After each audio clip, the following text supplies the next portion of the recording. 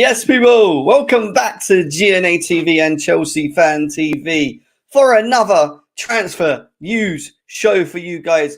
I hope you're all well. We've got lots to talk into in regards to Chelsea Football Club. And it's a little bit quiet. There is little things still going on, guys. Lots to get into, lots to discuss. We're going to talk about Sesko. We're going to be talking about Olise, Chalobah, Santos. There's a lot for us to get into, lots to discuss as always. Smash the like, subscribe if you're new to the channel as well, guys. Run it up. Run up the likes, man. Run up the likes, guys. Run up the likes. If you're not, hit the like button now. Hit the smash buttons as well. And let's cue that intro.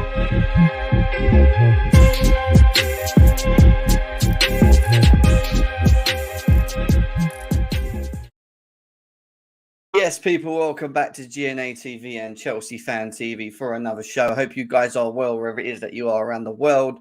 How are we all doing in the chat? Let me know.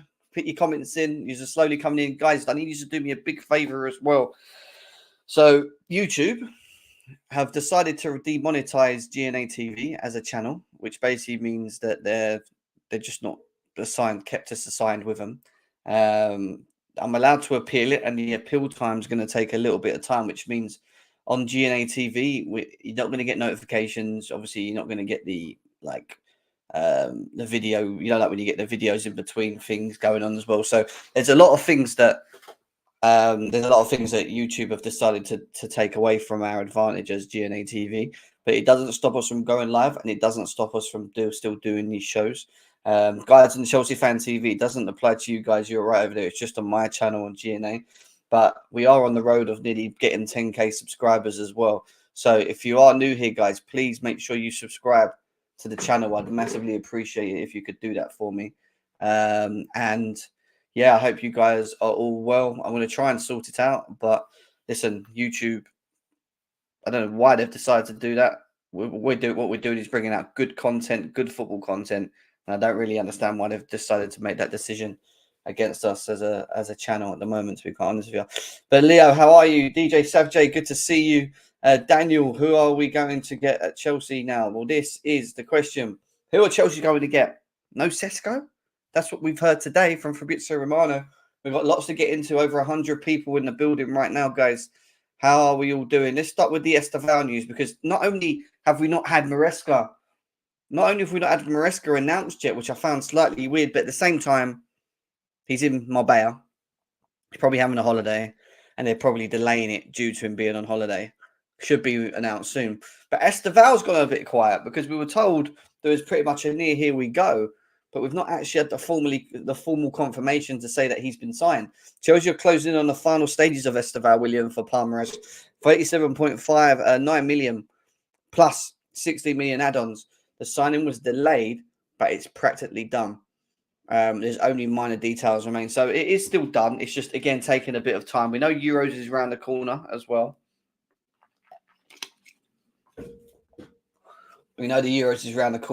So this is the time where things start to go a little bit. But the one thing we were promised was news in and around Sesko, if he was going to stay, if he was going to go before the Euros, and we've had that. That has come out, guys. So big up to everyone that's coming through the door right now. 150 people in the building, guys. How are we all doing? Good to see you all. Keep smashing the likes, please, guys. Hit the thumbs if you can. That will help push the channel out as well. We are going to talk about the striker things. So Estevao, yet to be announced, but it's en route to be. Now, the next thing we're going to get into is Trevor Chalobah news, because we had news from The Athletic today saying that Trevor Chalobah doesn't suit Enzo Maresca's methods of playing. Don't make no sense to me. That comment makes no sense. Chelsea do not believe Trevor Chalobah suits Enzo Maresca's methods of playing out from the back. So when they say Chelsea, do they mean the board? Do they mean the sporting directors? Who are the people that are saying he can't play in the Maresca-based system? That's what I want to know. Because if anything, he suits more of the Maresca system than what I've read and seen. 3 at the back. The guy started off at a 3 at the back under Tuchel. Played very well. In fact, he's probably, out of all the defenders that we have available now, the most comfortable playing in a 3 at the back. And our excuse is we don't think he will suit Enzo Maresca's methods. Now, listen, we don't know what Enzo Maresca's methods are. We don't actually know what his plan is. The club do, the board do. They know what he wants to do with these players. But if it is a 4 with an inverted fullback and then having 3 defenders at the back, you're going to want him in it. Can play out from the back, comfortable on the ball, calm, more calm than I've ever seen him, more experienced. I just don't get that comment. I don't really understand what they're waffling about. Yes, Steve, how you doing as well? Blue Legend, good to see you. Do we back him for Osimhen? Listen, the Osimhen thing's not gone yet, I don't think. There's also Alvarez as well, which we're going to be talking around in a second. Lots to talk on around in the striker. We've got the panel joining as well, guys. We're going to get the panel in sooner rather than later to jump in. We nearly got 200 people on the way here, guys. Keep smashing the like, share it out. Let's get the likes up, guys. Genius Gamer, how you doing? Until the Euro starts, we were going to get a lot of stories and BS. Yeah, I hear that. And a lot may happen over that. We've been told that our owners will be at the Euro games, which tells me they're not going to be that active. Then we were told that Enzo Maresca formally will have a squad before pre-season because they want to get things done earlier so that he can have more time with them over pre-season. But then obviously you've got the Euros and other things going on, Copa America, which means you're not going to have every single player that you're going to require as well. Yes, Genius, how you doing? So it's a bit of a tough one. Jem, are they not the same that reported Levi Colwill was going Bayern Munich? That has been rebuffed by the club as nonsense because he's not for sale. Probably. I mean, this is the Athletic as well. So I think Liam Tooney, whoever you call him from the Athletic, was the one that called this out to be. But I heard about this Levi Colwill news to Bayern Munich, and I didn't really pay much attention. It came from Plettigol, who is all right. He is a German reporter, but from that, Fabrizio Romano squashed it and said there's no talks between Bayern Munich for Levi Colwill. There's no reason why Levi Colwill will leave the football club as well as it stands. Trevor Chalobah, I'm just a little bit confused about this situation. If that's the reason why, then it's a very weird reason. Doesn't really make sense to me. He can play a 3 at the back. In fact, he can even play at the 4 at the back. He's better equipped to play as the right back than most of the players we have anyway. So I don't really get how they've worked out that. That made no sense to me. Chelsea must sign Olise and Alvarez now that Sesko is staying at Leipzig. Listen, I wouldn't put the Alvarez thing out the window as well, but it's looking very unlikely that we'll get someone like him. And there's a bit of news that's come out about Alvarez as well, which we're going to talk about and go to very soon. But I want to start with the striker talk, and we're going to talk about the comments that we had from Fabrizio Romano today in and around this guy, Sesko. Now, Fabrizio Romano has made it very clear for a while. Sesko will make a decision before the Euros on whether he stays or he goes. Well, we've got an exclusive today, and it was today that this news was released about Sesko. Benjamin Sesko has decided to stay at RB Leipzig and sign a new contract on improved terms. Decision made for the talented striker, similar to what Haaland decided back in the days of Borussia Dortmund. Sesko will stay at Leipzig for a new gentleman's agreement for future exit. Listen, I don't blame him, to be quite honest with you. He knows he's still very young. He knows he's still very raw. Maybe he wants to prove himself more. Maybe he feels he should be worth more. And maybe he wants another year of that with a gentleman's agreement that will allow him to exit at any period in the future in a summer window comfortably for a specific amount. That amount being at the moment around 55 odd million for Sesko. But if he goes into next season and bangs another load of double-digit goals, sits up there as one of the highest strikers on paper, you're talking about this guy's market value going up another 20 odd mil easily. And then you're looking at night a 75, 80 plus million pound striker. The older he gets, his development has to continue. If his development goes stale next season and he doesn't really start firing, or if he gets an injury, people won't buy him. Well, they may still, but it won't be for what any more than what we've already seen this season. Am I that annoyed that we're not getting Sesko? Not really. I'm not like crying about it. I get it. I get it from his perspective. I get why he's made that decision. It sounds like a big release clause. Yeah, because they want him to have another season to develop, to maybe hit another load of double digits so that they can add more onto the release clause, onto the market value, which will then increase his value as a player. They know if they let him go for 55 million and he goes on to another club, in a couple of years, he could be worth over 100 million. And they would have thought to themselves, why didn't we hold on to him? Maybe then we could have made a bit more money on him. Do you know what I mean? Guys, over 200 people in the building. Make sure you're hitting the like buttons, guys. Please hit the thumbs if you can. That will help spread it across as well. Share it on all your socials as well, guys. Across Twitter, everything. Please, that would massively help us. Alvarez staying also. Trash strikers incoming. Listen, the striker market's not good, guys. The striker market is not good whatsoever. This ain't a shock. Sesko not being available. Gakares isn't looking like we're going to even bother. Osimhen's being overpriced. Osimhen's been overpriced. You know, and then who you got left?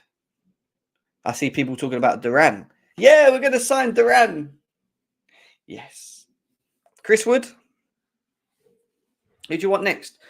What's the other guy called that everyone's talking about? Is it Gear? Is it Gearhe? Whatever his name is. Gearhe. I've been watching now. Not really too bothered. Not as if we have a great luck with Leipzig strikers anyway. Mark's comments there. That's the problem I have. He's going to be priced out of our budget. Yeah, but that's the decision they've made. That's not something that Chelsea have done wrong or anyone's done wrong. In fact, you can't do F4 about it. Like if the player decides to stay and do what Haaland did, put a gentleman's agreement in place so that he can go comfortably when he's ready, and then the club benefit from it because he performs another year. It's just added to his development. If anything, he should be a lot better next year than he was this year. You know, what about taking a chance on Tony for 40 million? Maybe. Ivan Tony for 40 million or 50 million or whatever it is that we're going to do on. Why isn't FFP not coming for Chelsea? Read the... Did you go on Twitter, bro? Just read about it. Go on to Chelsea, right? Chelsea FFP. Read the articles. You'll get your answers. All right, mate? You'll get your answers. Yeah, but Chelsea won't be doing that anytime soon. That's the thing. They just won't be doing it. We honestly need a striker. We can't depend on Jackson to go top four. No, I think they will get a striker. I think we will bring someone in. I'll be shocked if we don't. But it's just the quality and who. Because I don't think the striker market's good whatsoever anyway. Like, I'm not excited about it whatsoever. The only time it'd make me slightly excited is if we went down the route that we're not going to go down, which is getting 85 million pound Gakares. And that's not going to happen. We could have killed games if we had another better striker. Yeah, we could have. You know, Alvarez is a better option, but Alvarez is going to cost 90 million, guys. This is what we're going to get to in a minute. Alvarez is a lot of money. Is Alvarez worth 90 million at the age of 24? Is Alvarez worth 90 million? Because I'm not too sure. I don't think so. In fact, for me, he's not made any more than between 60 million pound player. In my opinion. 60 million pound player for me, for Alvarez. Tony is a rat. That price for Osimhen will drop. Maybe it will. Maybe you'll force it to drop. We have Nkunku to come back into the side. Goals won't be a problem. Yeah, but we said the same thing last summer when we brought him in. Oh, we got Nkunku. Don't worry about goals. How much of Nkunku did we actually get in the season? That's my worry. Now, I'm not saying he's going to be injured 3/4 of the season again, because that might not be the case, but we might not be able to play him every single game. He might need rotation himself. You know, did he even go with the France team? I don't think he did he? Did Nkunku go with France team to the Euros? I don't think he did. They need money. Chelsea should go for Julian Alvarez. Yeah, we're talking about that now as well, but 90 million is a lot of money. Yeah, 65 million, maybe, yeah. 55 million euros. Tony makes sense. Listen, if we're talking about how crap the market is and averaging and maybe just bringing in someone to help develop Jackson, Tony would be a good shout. Tony would be a good shout. There's talks about that Jonathan Duran from Aston Villa as well, which I know some people are quite cool with that. I'm not. I don't really get that. I don't get Duran as well. It makes no sense. Yeah, and that's the Sesko news. And then we go on to Alvarez. Now, the news in and around Alvarez is that if he does leave City, apparently Real Madrid is his first choice. Now, listen, Real Madrid are going to want to have to buy him first, obviously, but for £90 million, there's not many teams in world football that are going to want to buy him. His first choice destination is Real Madrid. Well, that's like most. Yeah, Gracie. This is the other one that I'm hearing a lot about. But, you know, look, anything could happen. There could be new strikers being brought into these situations in the next month or so. There probably will. There'll probably be someone that we're not even aware of. Duran seems a bit too obvious. Sesko's not happening now. Alvarez, I don't think is going to leave because I think Man City are going to give him more football time. And if De Bruyne is not around, I think Alvarez will stay at Man City. Osimhen's too much, unless they drop the price for him, which they're not going to do because they're Napoli. Ivan Toney is low risk and play Premier League. It's just, you know, he falls out of their bracket of how old he is and stuff, which I don't know if they will even look at that. And then there's this Gracie guy who, tall, strong, powerful, could link the play. Not too sure about him in front of goal, though. Completely. Who else is it? Definitely not Choupo-Moting. Enzo's got to convince him during the Copa. Enzo's got to convince him during... Yeah, Enzo Fernandez, yeah, potentially. Or we don't want him. They have Mbappe. Exactly. Do not pay overs in the shit market. And this is the problem, Couch. But we do need someone. So they really have to get this spot on. It has to be the right person. They can't just, you know, they can't just buy someone for the sake of buying them. They need to make sure it's the right profile signing of individual that they're looking to bring in.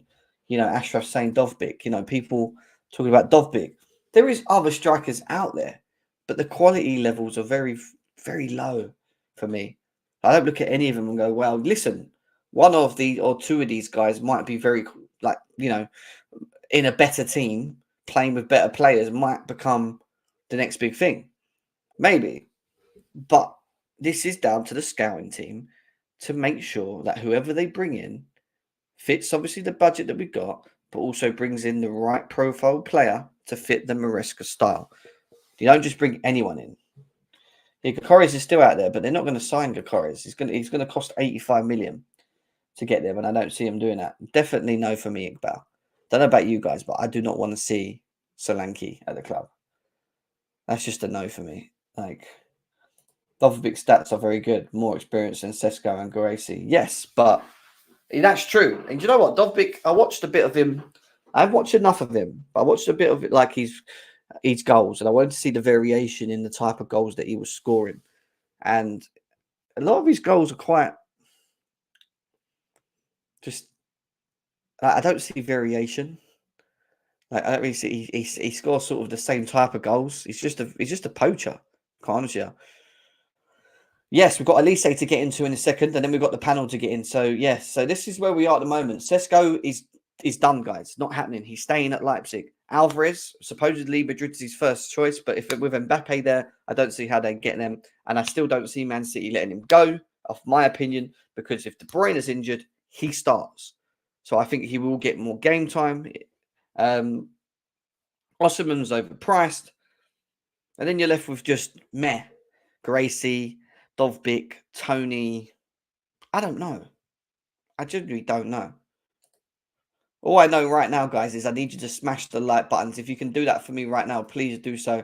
I want to see these likes up, guys. Get these likes up. Get these likes up as much as we can, please.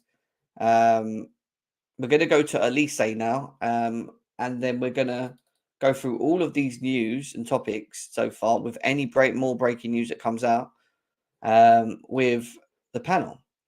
The panel will join. So let's talk about Gem and panel. Would you guys accept Scamacca as our next striker signing? pressed like a maniac and very good link up Lookman this season at Atlanta. Yeah, I know he flopped with David Moyes West Ham.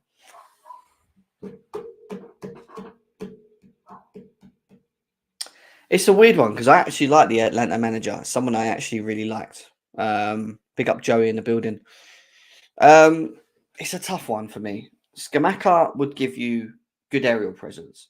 He would give you variation to shooting and goals. He does work hard off the ball. I don't see Atlanta letting him go.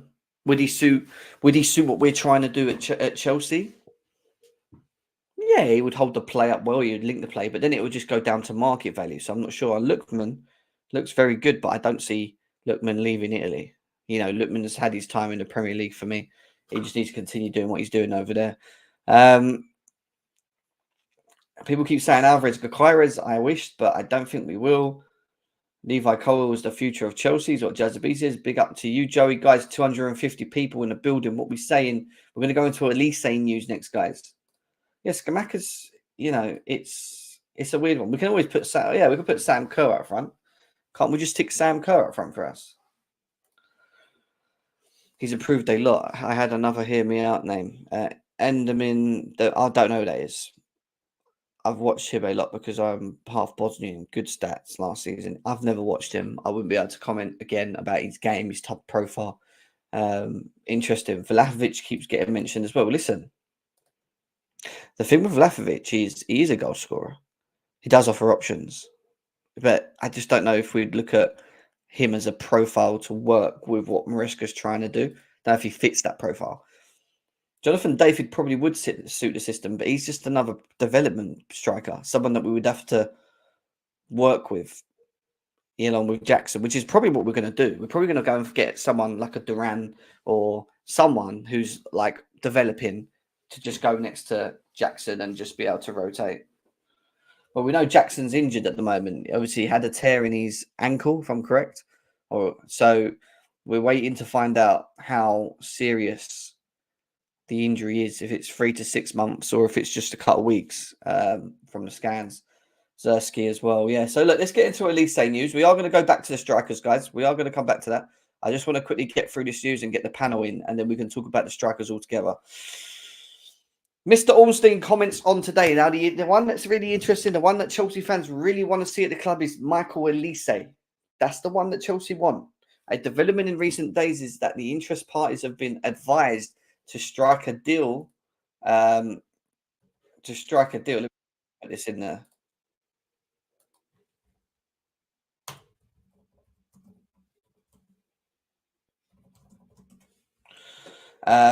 Link in the WhatsApp group. So it's going back to this.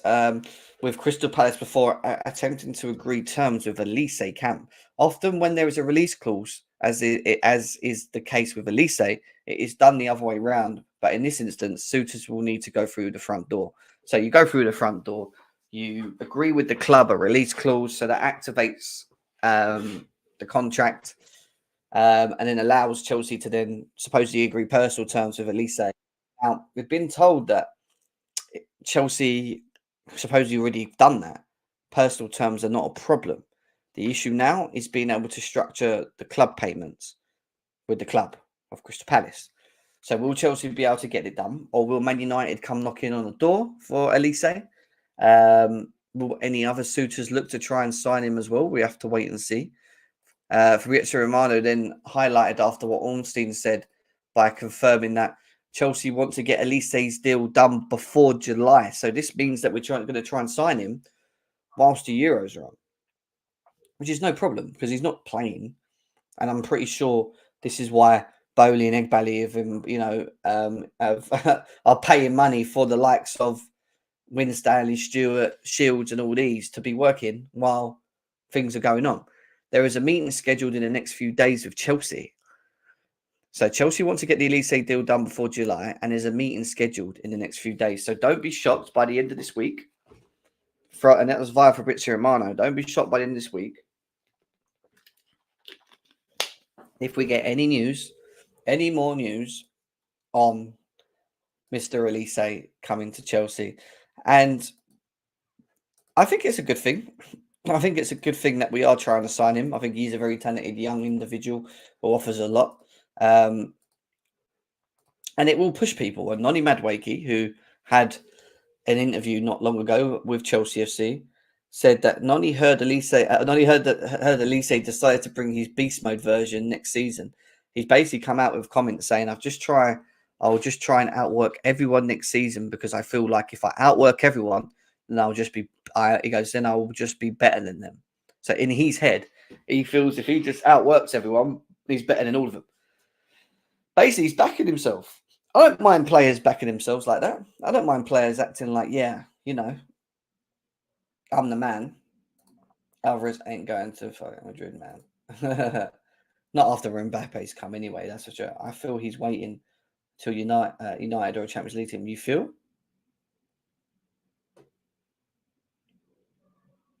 Yeah, the Real Madrid thing don't make sense to me. I'm going to be honest with you. Obviously, we're going to. I know you guys are sticking to the strikers at the moment, but just going to finish off on this Olise stuff, and then we'll open up and talk more about the strikers because it seems like he's very keen to just keep talking about that, which is fine. We can do that.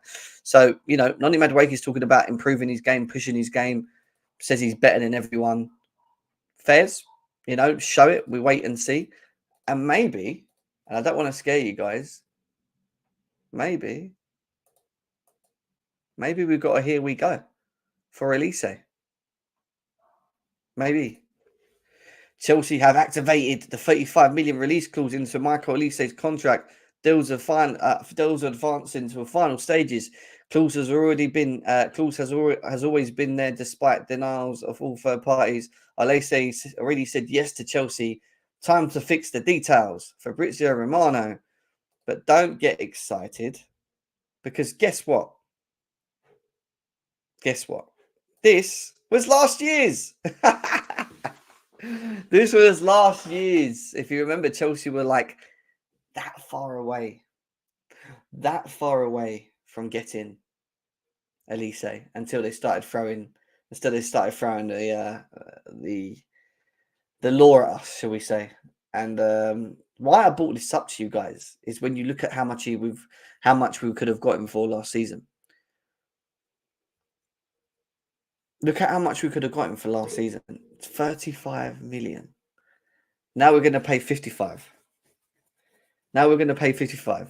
We could have got him for 35 million, guys. The tribunal stopped it.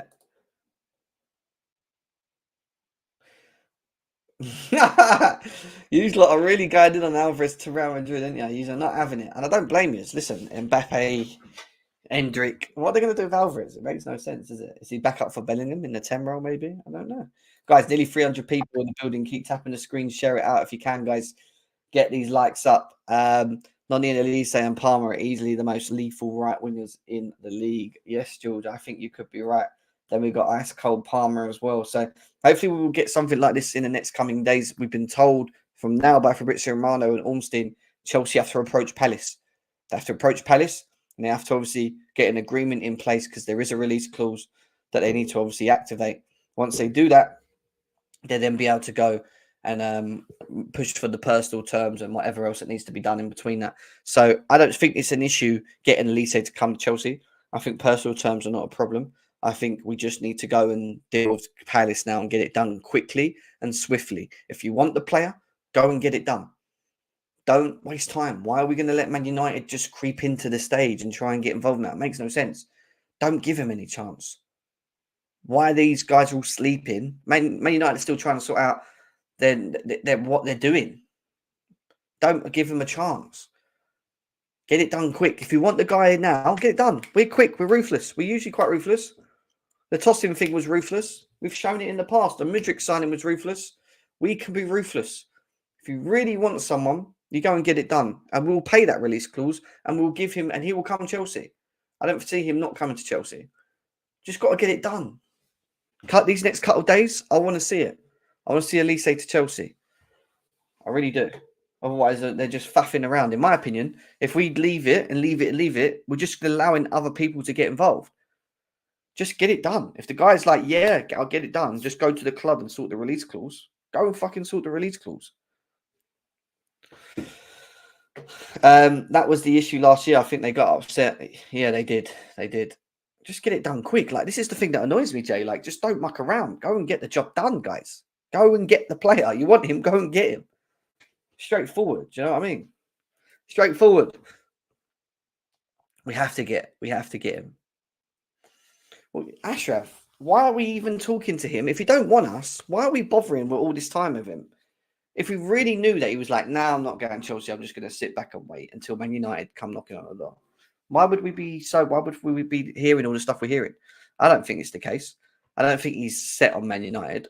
I think he probably likes the idea of coming to Chelsea, especially where we are at the moment.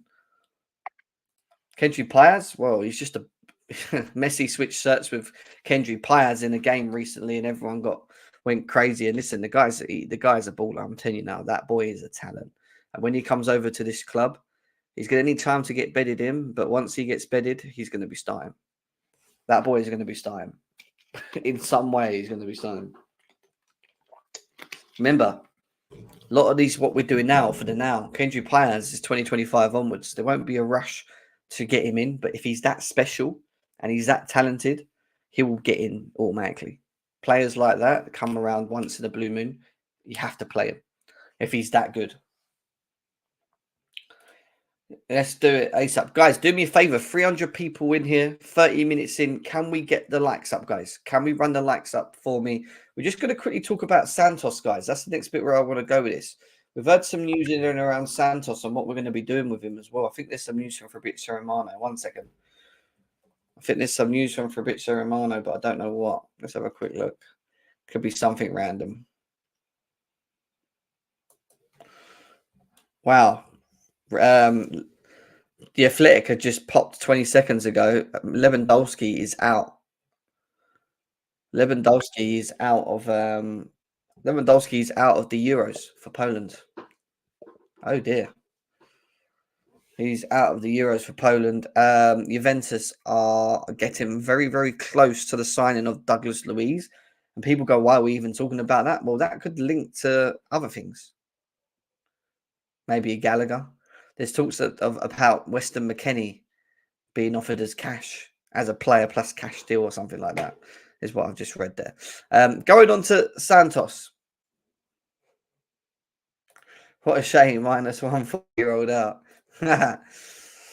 Santos, a young prospect, Brazilian, very talented. A lot of people rate this guy. A lot of people like this guy. I think he should be given a chance in the team. Pressed very well at Strasbourg as well in his first season. Very, very well. Chelsea are not interested in selling or loaning Santos next season. Santos has been earmarked to stay at Chelsea and is seen as a great fit for how Maresca wants to play as a number 6 or 8. Now, this boy gives you options. I think his role's better in an 8, personally, my opinion. But he can do a job of a 6. He can do a job of a 6. So he may start in a 6 or a further forward 6, but into 8. And I think he gives us options. And next season, I think we're going to have to, because if you're letting Conor Gallagher leave the club, which could still happen, then he needs to be in the team. We're going to need him. Him, Lavia, Enzo, and Caicedo is a really good midfield. Really, really good midfield. And that's without Carney Chukwuemeka, who's all right a bit further forward. He could play in that 8 role, no Carney, so you can throw him in that mix. You know, you've got Casadei, who I think has to hold bench.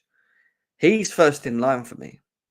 He definitely is first in line for me. It's just, what do we do with? And again, you've really got to look at how well the board have done in signing young players like this, and them in playing in the way that they have in their first season for Chelsea on loans and improving their market values and improving as a player. These are the things that we want to see. You're going to bring in young players. We want to hear about them. I want to hear about them. I want to hear people saying, "Oh my goodness, this guy is a baller." Like, that's what we want. That's what we want as a club. Yeah, exactly. So these are all good things. It only means Gallagher is gone. Yeah, fine. You know. Yeah, oh yeah, Leslie. Don't forget about Leslie. Leslie might even be good in the future. In fact, Leslie reminds me a bit of Obi Mikel.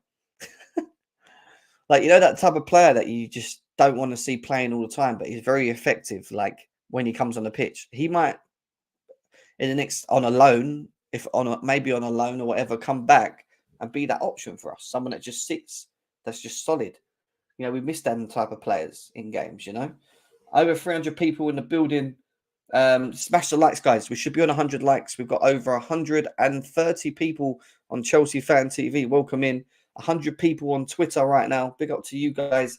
And nearly 100 people on GNA TV, guys. Make sure you hit the likes, guys. I did tell you about GNA TV. We've been demonetized by YouTube. I don't know why.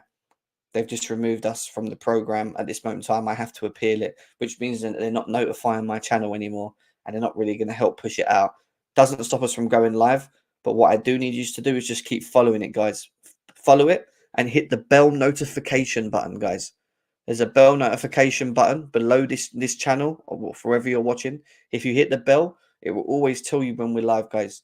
Because if YouTube ain't going to push us out, then please do that, because I don't really get why they've done that. I've worked so hard. It really annoys me because I've worked so hard. I've worked so hard to like get my channel to where it is now. I've consistently like on here trying to push out shows for you guys and this, that, and the other, and then they reward me by removing me from the program because of something we've been doing in the last. I don't know. They've been reviewing our channel, and it's something I don't know what it is. They've not told me what it is, and I don't really know what we've done wrong. All we've done is provided good stuff, you know. So I don't really know. So I'm not the only one, though. There's a lot of people that are all struggling with the same thing. So it's just a shame because they're meant to be helping people like me get across YouTube a bit more, and they're not doing that no more for me. So I'm a little bit sad about it. I'm not going to lie, but I'm still here. I'm still here. I'm going to still come on, and I'm still going to push. And the only way I can push is help you guys helping me, just getting the likes up, because the likes really help me, and subscribing to both channels, Chelsea Fan TV and GNA TV. GNA TV is my channel, guys. It's literally in my name here. You'll see it right here. GNA TV. This is the one that they've demonetized at the moment, but I am still live from there, and there's still people in here watching us at the moment. So please go and give it a follow if you can. So yeah, a bit annoying, but we move. I thought I'd let you know that. Yeah, I know, Josh. It really annoyed me, bro. Yeah, it's just upsetting, man, because like you put all of this in and you try and like push, and then they just do things like this, and it's just like, what the hell?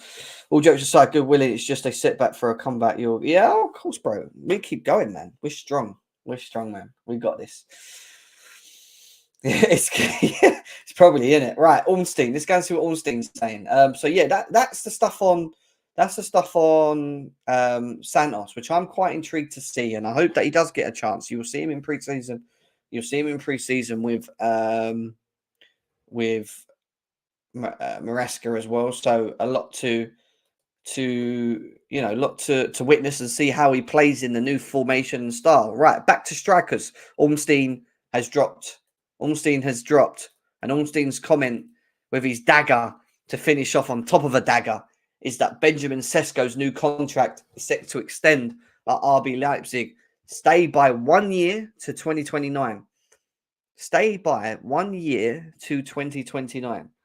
Not expected to include formal release clause, but mutual understanding of a suitable price range for the striker to exit if/when bids plus right project presented. Okay. That's interesting. We'll give that a little quick share as well. So let's read that again. Benjamin Sesko's new contract set to extend at Leipzig. Stay by 1 year to 2029. So from now to 2029, but it's not a formal fixed contract, from what I understand. Not expected to include a formal release clause, which is intriguing actually. What they've actually agreed with him is a mutual understanding of a suitable price range for the striker. So I don't get what Leipzig are doing really, because that would shoot him in the foot. If he performs better next season and then stays and performs better again next season and he's ready to go, They could have 100 million plus striker in their hand. What are they going to do? Sell him for 60 million? So what does that mean? But a mutual understanding of a suitable price range. So it's going to be a price range. So it could be 60 to 100 mil, which is fair. They might use that inflation to cover it in case he improves so that they can make money on him. That probably makes more sense. To exit if / when bids plus right project is presented. So there you go. There you go. He still has to earn a spot. Yeah, of course. Let's avoid. Big up. Tell more. Let me quickly send the link to Josh as well, man. I'm not sent to him yet. I have sent the link in the panel, but I think they're all busy. So let me just quickly send this to Josh as well, because he can jump in with me. Josh.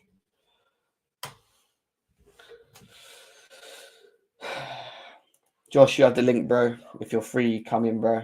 Come in if you're free. No problem, Jay. I'll pass on your thoughts.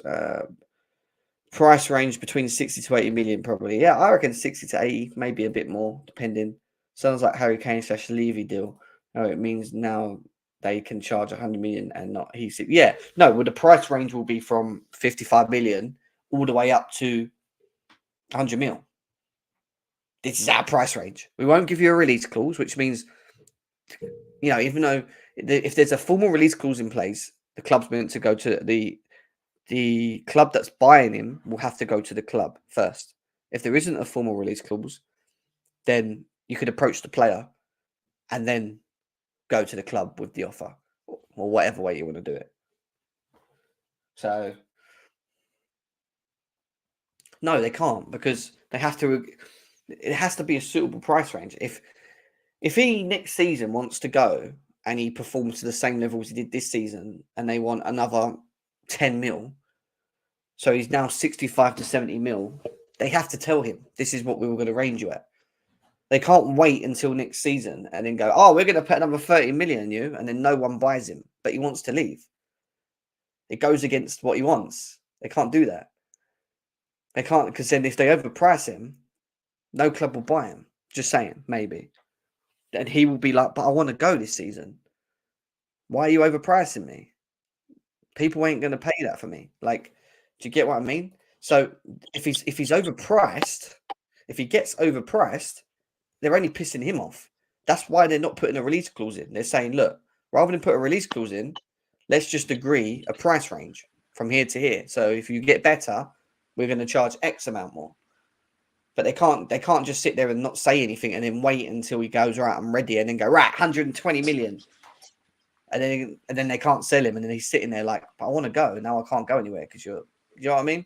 Like, there has to be an agreement in place formally with them. I'm sure that will be a part of his contract that he signs. But Couch is in the building. Big up Couch, the boy. What are you saying, Couch? Yo, what are you saying, King? You can hear me all right?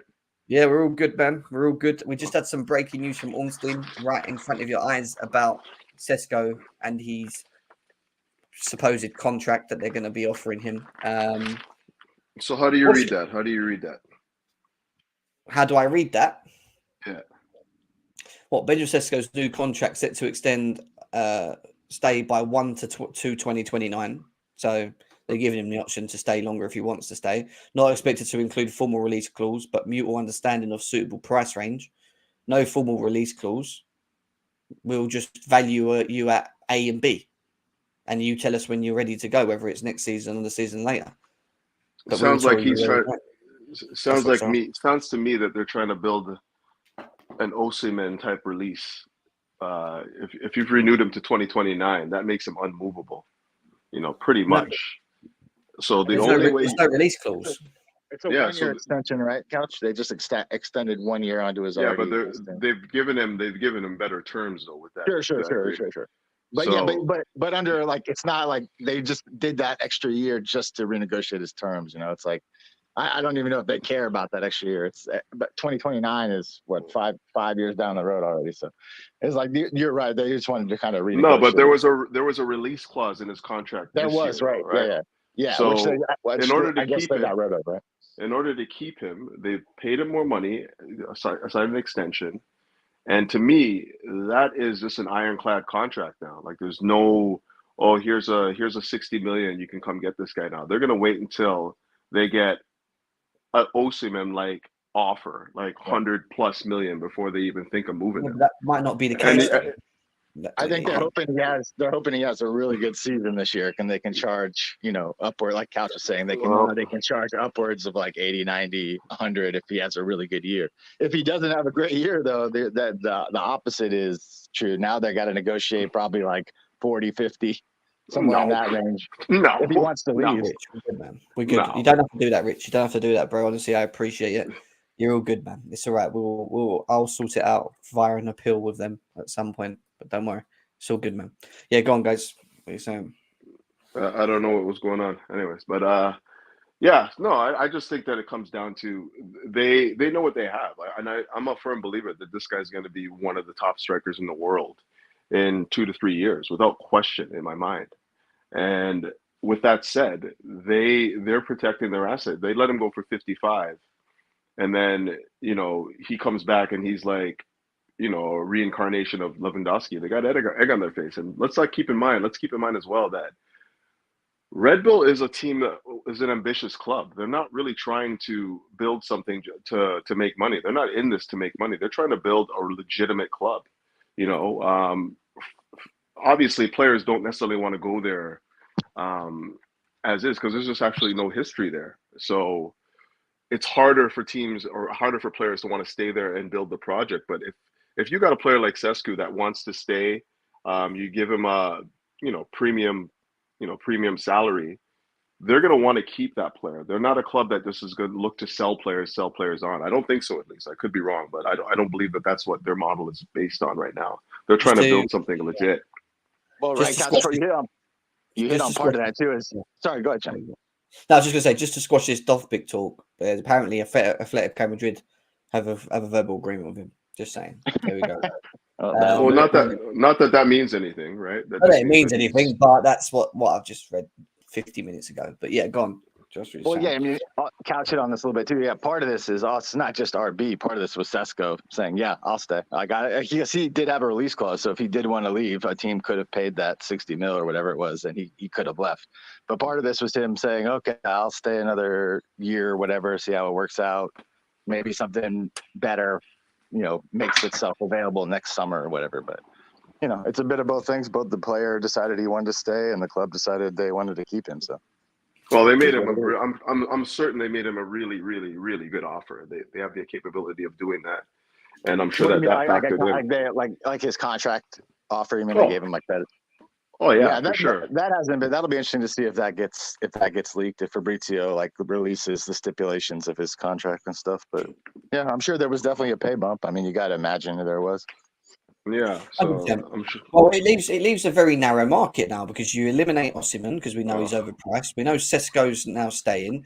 Gakori's, there's no talks around anything around him anyway. And then you look at it and you go, right, so where would we go next? Is it going to be a Duran, a Tony?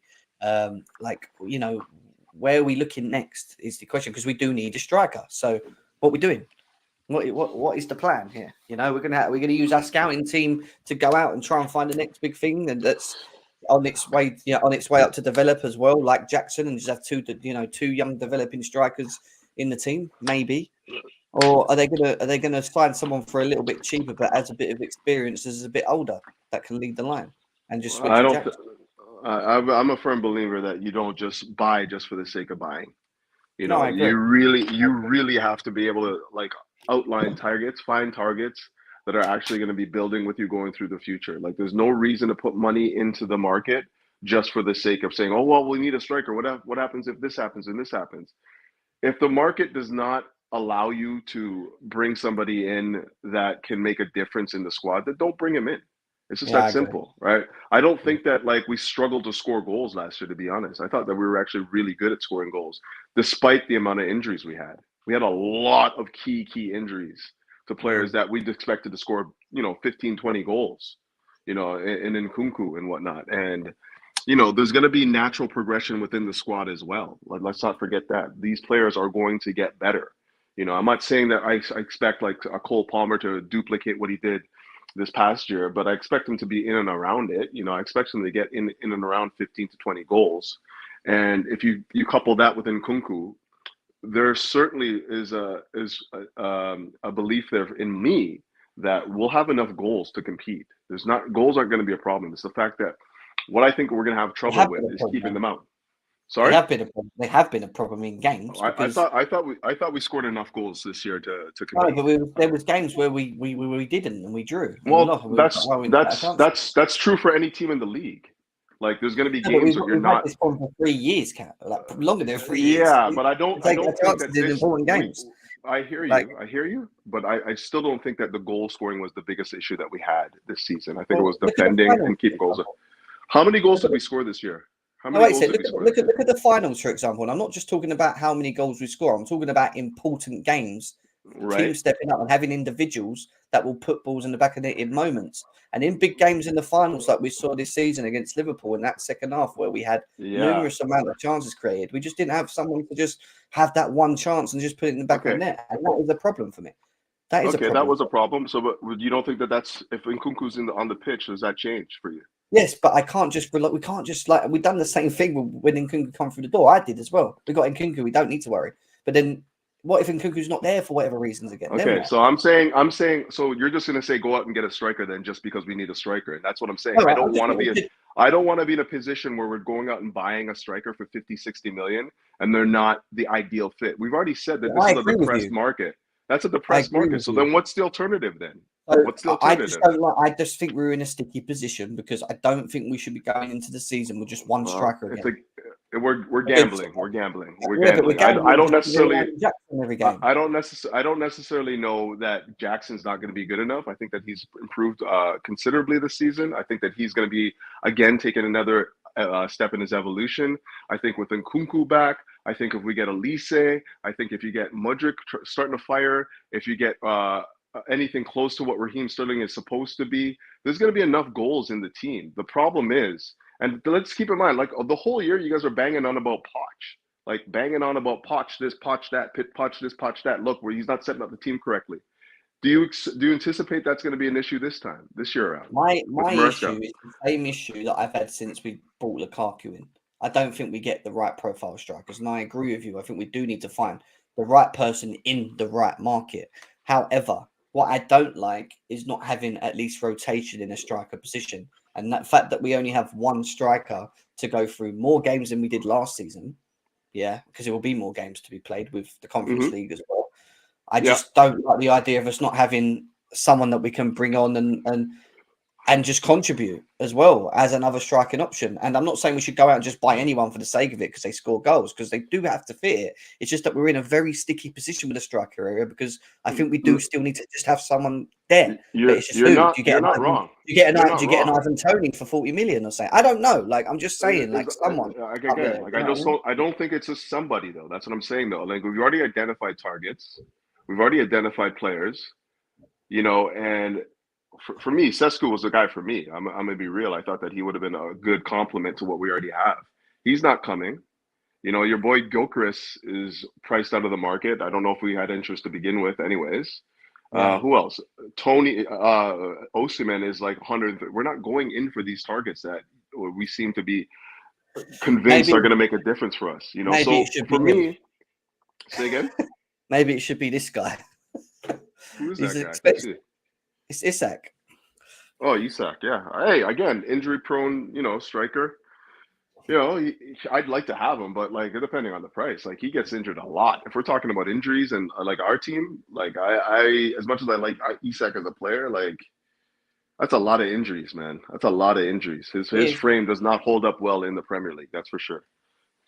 Giroud Duran would fit that profile. Just like someone maybe that can do a bit of a job and like hold balls up. And what's funny? What's funny about Jean Duran? Like he reminds me of Datro Fofana. I think they got a similar profile. Just real powerful, pacey. Like bullish on the ball, get in the box, and like can score goals and whatnot. But like I don't know if that's really. I mean, I've heard that we have interest in Jean Duran. Like, and I'm sure that. That'll continue. I'm just not sure he's the right. It just reminds me of Big Tech Jackson. I'm not even joking. I don't actually think Jackson. No, I wouldn't say he's much more technical. Jackson's technically sound. I wouldn't say that. I would say the same thing about Jean Duran. If you see if you're talking about dropping deep and linking up play and whatnot, I think obviously Jackson's is adept at doing that. I don't know if I see again, and there's not much footage on this Jean Duran guy. Like he hasn't played a lot. So the book on him, like we're relying on what the scouts have seen and what they know about his game because they see him more. They've seen him more than we have. But based on what I've seen, I don't see him like dropping into the half spaces, linking up play, spinning in behind and whatnot. Maybe we use that Tripofana. I'm saying I don't fucking know. Maybe I don't know, dude. I don't know. But like I said, I don't think that we're at a point right now where we have to force the issue in a dead market. No. I don't think so. No. I wouldn't want us to. I'd only want us to buy someone specifically if it fits the profile of what the manager wants to do. Even if it's like, oh, I wonder why we signed him. That's a bit weird. But then we see it. Do you know what I mean? And it works. But yeah, for sure.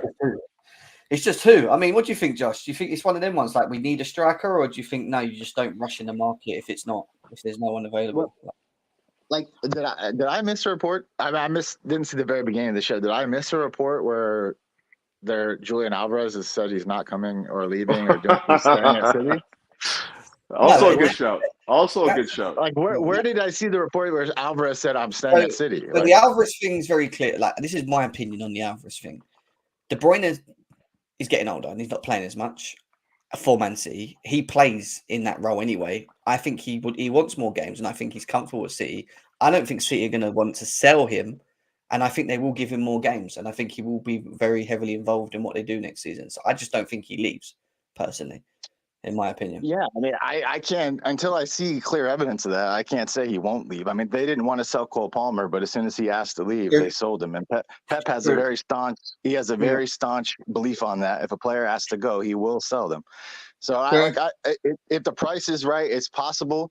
I haven't seen anything that says Alvarez said he's staying at City until I see that. I think that door is wide open. And Keyshawn wrote something earlier that I think is interesting. I don't know how much this is a possibility, but I also haven't seen anything that said they're 100% out on Osimhen either. They said they're currently not talking to them, which makes complete sense because with a guy like Lukaku still on your roster making over 300K a week, you can't really bring in a Victor Osimhen right now. You'd have to move Lukaku probably first before you could take that on. Yeah. Because you're freeing up, what's Lukaku on, like 300 plus? Yeah, I don't think Osimhen is asking for that much money. He's asking for somewhere that would free up a sum of money that you could find a range for him, probably that would suit him. But until I see a hard no on that, that is also, I think, a possibility, especially if they get Lukaku off the books to say Napoli in the next, couple of weeks. But, I do think I agree with Couch. You don't want to just buy a guy. You don't want to jag. But we absolutely do need another forward on this team, and I think and it's not a knock at Nico, because I really like him and I think he's going to progress. I really like some of the stuff I saw from him this year, but he does need some competition in that space to push him if he's going to be the striker this year, and that's only if we don't bring somebody in. I appreciate what someone said about Washington and Datro, but like those guys are still young too. They're not necessarily at the level to push Jackson, I think, to the level he needs to be pushed. So I do think we need to bring somebody in. I don't think they'll just go like randomly buy somebody that no one's ever heard of for like a ton of money just to bring someone in. But I still think Alvarez, and I still think potentially maybe lesser than Alvarez, but Osimhen, both still possibilities if you get Lukaku off the books.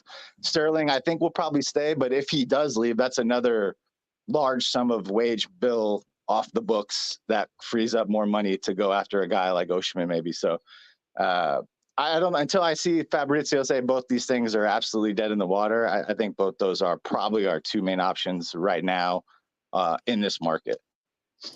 And that brings in perfectly timed before we go into this Olise stuff. Ads, aka Forward times 117, is in the building. No, Jim, you're not getting it. You're not meant to call me that. That's just a kind of every time you mess up. Okay, which now I have to put it to 118. So listen, we're talking. How are you anyway? Good to see you. I'm good, brother. I'm good, man. I hope you guys are well.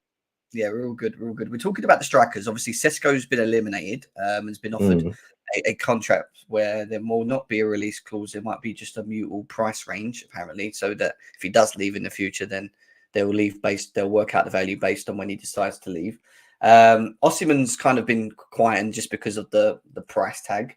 Gokares hasn't been mentioned once in any of this. That just tells me like now, there's still a long way to go in the striker market, but the striker market is very thin. Couch has mentioned he doesn't just want to sign anyone. He doesn't think we should just rush in the market to get a striker. I've said I think we still do need to find someone, even though I feel like we need to find someone that's that fits what Maresca's at least doing, which is important. So where do you stand with the whole striker scenario? No, it's a good question. And again, before I even start, obviously, again, big up Jem, big up everybody listening as well. Obviously, Couch, my boy, Josh as well. Big up to you guys, man. Yeah. But, my guy, big up. But honestly, I was listening, just chilling in it, and wasn't really planning to come on the show. But then I just heard some things that I quite strongly disagree with. So I thought I'd come to you and give my 2 cents on it. So the whole striker situation, right? Like, I don't really get it when people say it's a dead market. I don't really get why I strongly don't get why people are like comfortable going into the season with pretty much the same forward line. Like maybe, okay, people want to get Olise, cool, but people are happy to basically go into the season with Jackson and Nkunku and that's it. And it's like, did we not see many games this season where we saw like we need a different type of option up front? Whether it's not even just about the goals for me, it's just about like we need a target man up front. We need somebody just different to either occupy defenders, attack crosses, also hold up the ball and we play it long, because there were times when, remember Luton away was a good example, where even though we won 3-2, we could have easily thrown that away. And what did we do when we're trying to like see out a lead? We put up Nkunku to go up front and we're just slinging up long balls and he was losing every single one. And for me, it's like, why don't we have that option in the whole squad? For me, it's like just a clear neglect of a certain option that most other teams have in the league. So for me, we should not ignore that. We should address that in the summer. Whether you want to go 100 million on Osimhen or Gyökeres, cool. Or if you want to go a cheaper option, maybe Tony at 40 million or somebody else, cool. But for me, that needs to be addressed. I don't see how you can go into the season without addressing it. I agree with you. I said I think we need, and I mentioned that the finals where we wasted chances, the amount of times we've wasted chances in critical games where we should have won and we drew or maybe even lost. And I said, look, like I'm all cool with the whole Jackson development thing. Like, cool, I'm down with that. But to not actually have someone else available, or at least on the bench, or for rotation, or at least competition in that area for him, is mad. And we're going into a season where we're going to be playing a lot more games than we did last season because we've got the Conference League as well. So it's like, do we really want to go down the route of just playing Jackson there and then maybe just benching him on the odd occasion for Nkunku to go up front? And maybe that's different because it isn't Poch now and it's Maresca, and maybe we can get away with that with the players we have because it would set us up completely different. But do we really want to risk not having another striker? It's a hard question, but at the same time, who are you going to buy? Who would you go to? Hearing that, and who do you think would come in? That's the thing, Jim. Like a lot of the names too. Like, let me say, I agree with that like completely. And it's not, again, this is not a shot at Jackson. I like Jackson a lot, but he does need somebody else there. Just when you're playing in a position and you're the only guy who has a legitimate chance of actually playing, like Washington, those guys were never going to get any significant minutes this season in the Premier League. When you don't have anybody who really is looking to push you with an actual chance of playing, it does give you a certain bit of comfortability. And I think he pushed through that somewhat this year, that like in the middle of the season, he had a really nice run, but we definitely need somebody in that role this year. And to be honest with you, a lot of the names that have been mentioned, I don't really have a huge problem with most of them. They all have their pros and cons. Most of the cons being they're all pretty young, so it's going to just be kind of hopefully they can kick on. But I think we do need somebody in that role. And like I said, I think those two guys that I mentioned are still very much options. There's a long way to go in the window. And until I see, hey, these guys are dead in the water, then I'm going to hold out some optimism that those two guys are still potentials to improve our team. So. Well, yeah, I agree with what you said.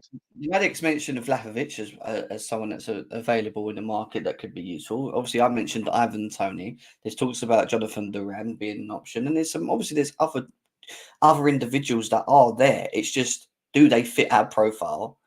And are the scouting team going to actually do their job properly and actually find the right person to come in to he's also there. He's also there for a reason too, right, Jim? Probably because he's one of those guys we can come get a guy like that anytime we want. It's like he's Vlahovic is there because there's not a million suitors for him either. I don't know. I haven't heard his name mentioned. I haven't heard him mentioned with us really once since Maresca was announced as the manager. So it's the same with the same with that Goikers guy you were talking about. I think he was only linked because Amarin was linked, and it was they were probably linked together. And you haven't heard his name once since Maresca's been mentioned. So I just think we're in a real sticky position here again, and it feels like we have this same conversation every summer for the last 3 years. We do. No, but I'm talking about in terms of we get heavily linked with someone. We're all like, yeah, okay, maybe, why not? And then the plug gets pulled, and then it's who are we going to go to next? What are we going to do? Oh, we know we need a striker. Oh well, should we just stick with what we got? And then we moan about it when we're in the season, and we're like, we need a striker. God's sake! So it's like, it's just a I swear crap market, isn't it? Let's be serious. It's an absolute crap market. But see, this is where I also kind of disagree. Like, I mean, I get it. There's not like there's not that certified bagsman that we can go and buy and he's a guaranteed hit. Maybe there isn't that, but it's a changing market. Yeah, and there's a lot of options out there. There's a lot of options out there. Yeah. I think we talked about this before. Like the striker of old, I think a lot of people who watch today still have in their head, like that is kind of a dying breed. It really is. 100%, like outside of guys like Holland's like a goal guy. Like that's his thing. It's pretty much a dying breed. Like you look at like Real Madrid, they go get an Mbappe who's probably going to play forward for them. Well, look at his skill set. Is he just a striker? Hell no. Mbappe could play like 5 positions in the front line. Like you can play anywhere up front. Like so, these are what teams are like moving towards. Guys with dynamic skill sets who can play along the front four. Hopefully, if you have the ball, you're blitzing in the box. You got all these options now. I think that's what teams are looking to do going forward. And the idea of having like a number 9 who's like my focal point striker. Like I think that the days of that football are leaving us quickly. Yeah, and I completely agree, and that's why I'm not too pressed about getting like an Osimhen or a Gyökeres in that sense, right? I feel like we can operate without that. Maybe have like a goal scorers from wide B, like an Nkunku and Palmer. They can maybe put up 25 to 30 goals, you know, like or Olise if he comes in. However, for me, it's just about having enough of the profiles within the squad. Again, when you look at building the squad, you want to make sure that you at least have enough pace in the team, enough height in the team, just things that you want to just naturally tick off in terms of boxes for what you want in a team. But for us, I feel like you just look at all of our contemporaries, all the other rivals across Europe, they all have a target man striker. You look at Real Madrid, they didn't have a striker, pretty much people they didn't have a top striker this season that people rated. Now they got Mbappe, but they still have Joselu there. You look at Barcelona, obviously their main striker was Lewandowski, who has that physical profile. You look at the Premier League, I mean, I don't like the guy, but Arsenal had Havertz, and that was the option they went to later on in the season, and that was like a bigger option, could hold up the ball a little bit more, win headers. Again, City, of course, they have Haaland. Liverpool, they have Nunes. Like I'm just saying, everybody has that option. And for us, we didn't have that option the whole season. All we had was Broja, who we could see wasn't the same player post-injury. And that was it. We didn't trust Washington. We didn't bring back Fofana. Jackson isn't that. Nkunku definitely isn't that. For me, I don't even count Nkunku as a striker anymore. I count him more as a winger or a 10. I want to see him play there. But yeah, of course. You want to see him play there. But if you're in a pinch, even when he came back, he never played on the left. He played as a number 9 predominantly when he came back from injury. He had a few games on the left, including Brighton, and he's obviously very good. I know he has played there, but I mean when he came back from his injury, he's predominantly played as a number 9. You know, coming off the bench as a number 9. But with that said, like yes, I agree, and you said exactly what I was highlighting earlier. You know, I don't want to force feed a market. Number one, yes, we do need a specific profile that can complement what we naturally have in the club. But again, it's not anyone will do. I'm gonna keep harping on that. It's not any striker will do at this point. They have to be able to do the things that we want to do on the pitch.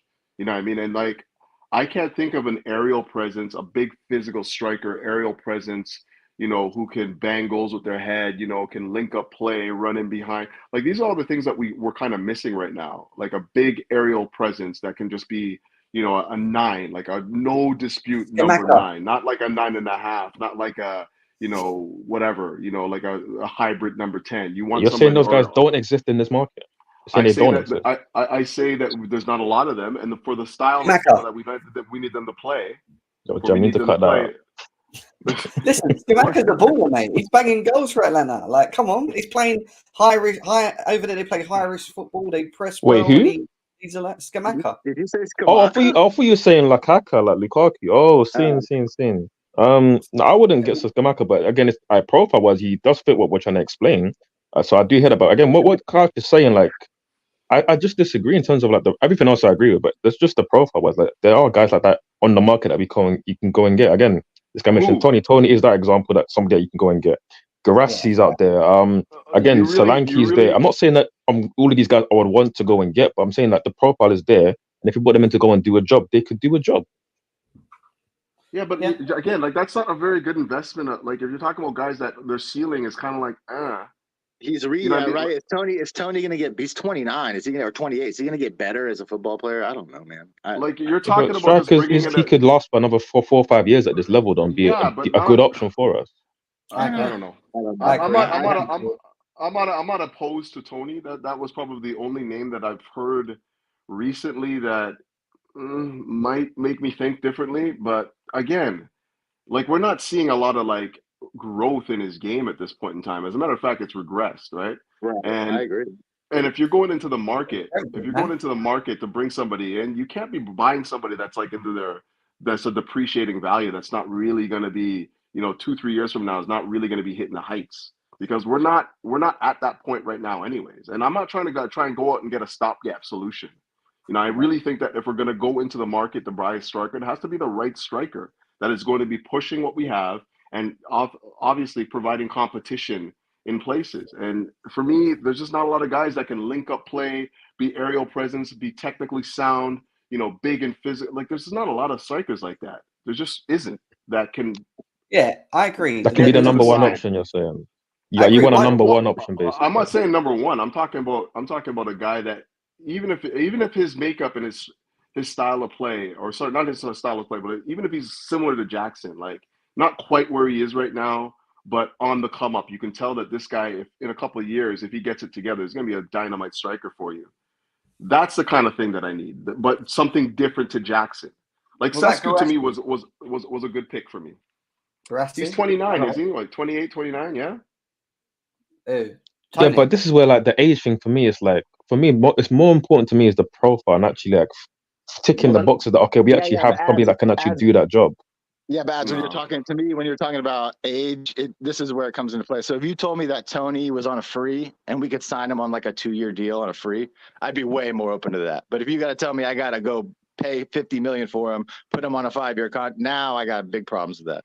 So now, I hear you, but just to quickly rebuttal to that though, like again, the expiry date on strikers is a lot older now. Like we've seen guys like Benzema, Lewandowski, Zlatan go well past 30s, Ronaldo. They go well past the 30s. Somebody like Tony, who's 27, 28, why would he be able to give you 4 or 5 years and you still sell him for like 20 million? Those guys are very big where they play, though, man. Those guys there's not 40-year-old guys in the Premier League doing it on a week in, week out basis, dude. I'm sorry. And that might be the exception and not the rule. Like this idea that like because they're playing into the 30s that everyone else can do that as well. That might be the exception. I mean, Kane would have if he stayed in the league. Obviously, he left, but Kane would have if he stayed in the league. There's other strikers in the league who are a bit older who are still doing the job. A 4-year contract at the age of 28, he'd be 30. Yeah, that's what I'm saying. That's not that bad. 32 is not crazy. It's not terrible, but it does depend a lot on the player. And with Tony, there's a lot of red flags too that you have to be aware of. And that's true. When you're talking about that kind of investment, I think they take that stuff into consideration. I mean, and again, I wouldn't. The age thing isn't as big a deal to me either. If you told me that there was a striker 28, 29 who was on a free that we could have on a 2-year deal, say, and maybe test it out, I'd be fine with that. But I don't want to like invest a lot of release clause money and then contract money into somebody at that age that, to be honest with you, we've never seen in a big team. So it's like, did he make the English team? Did Southgate put him on that team at all? I think he did. Yeah, he's there. He's there. Is he on that team? Okay, so that's a positive for him. At least he's playing around some good players. But I don't know. That would be, that kind of name would be sort of a last case scenario name for me. If we just wanted to get, and then that would go against what Couch was saying for me of just going to get a guy. Like, because now you're paying a release clause for a guy at that age, and it doesn't really suit what you've been saying you're doing. So I don't know. I think he would suit what we're doing specifically. Personally, I think he's hold up play, he's link up play, he's been able to score goals, arrive in the box. I think Tony would do a job personally, in my opinion. I'm not saying he does. I'm not saying he doesn't improve us.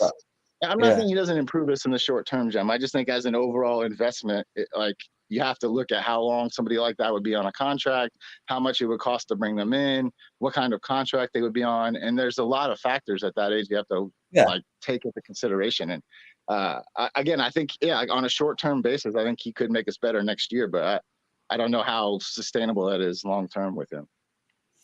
Well, let's leave the striker thing there for now. We've done a lot of talking on that. I just want to quickly talk on the Olise side of things, because we had a comment here saying that from Alex Goldberg that let's get Couch in quickly because he's coming as well. He loves his boy Olise. My report last week of Man City being interested in Olise has now been confirmed by David Ornstein.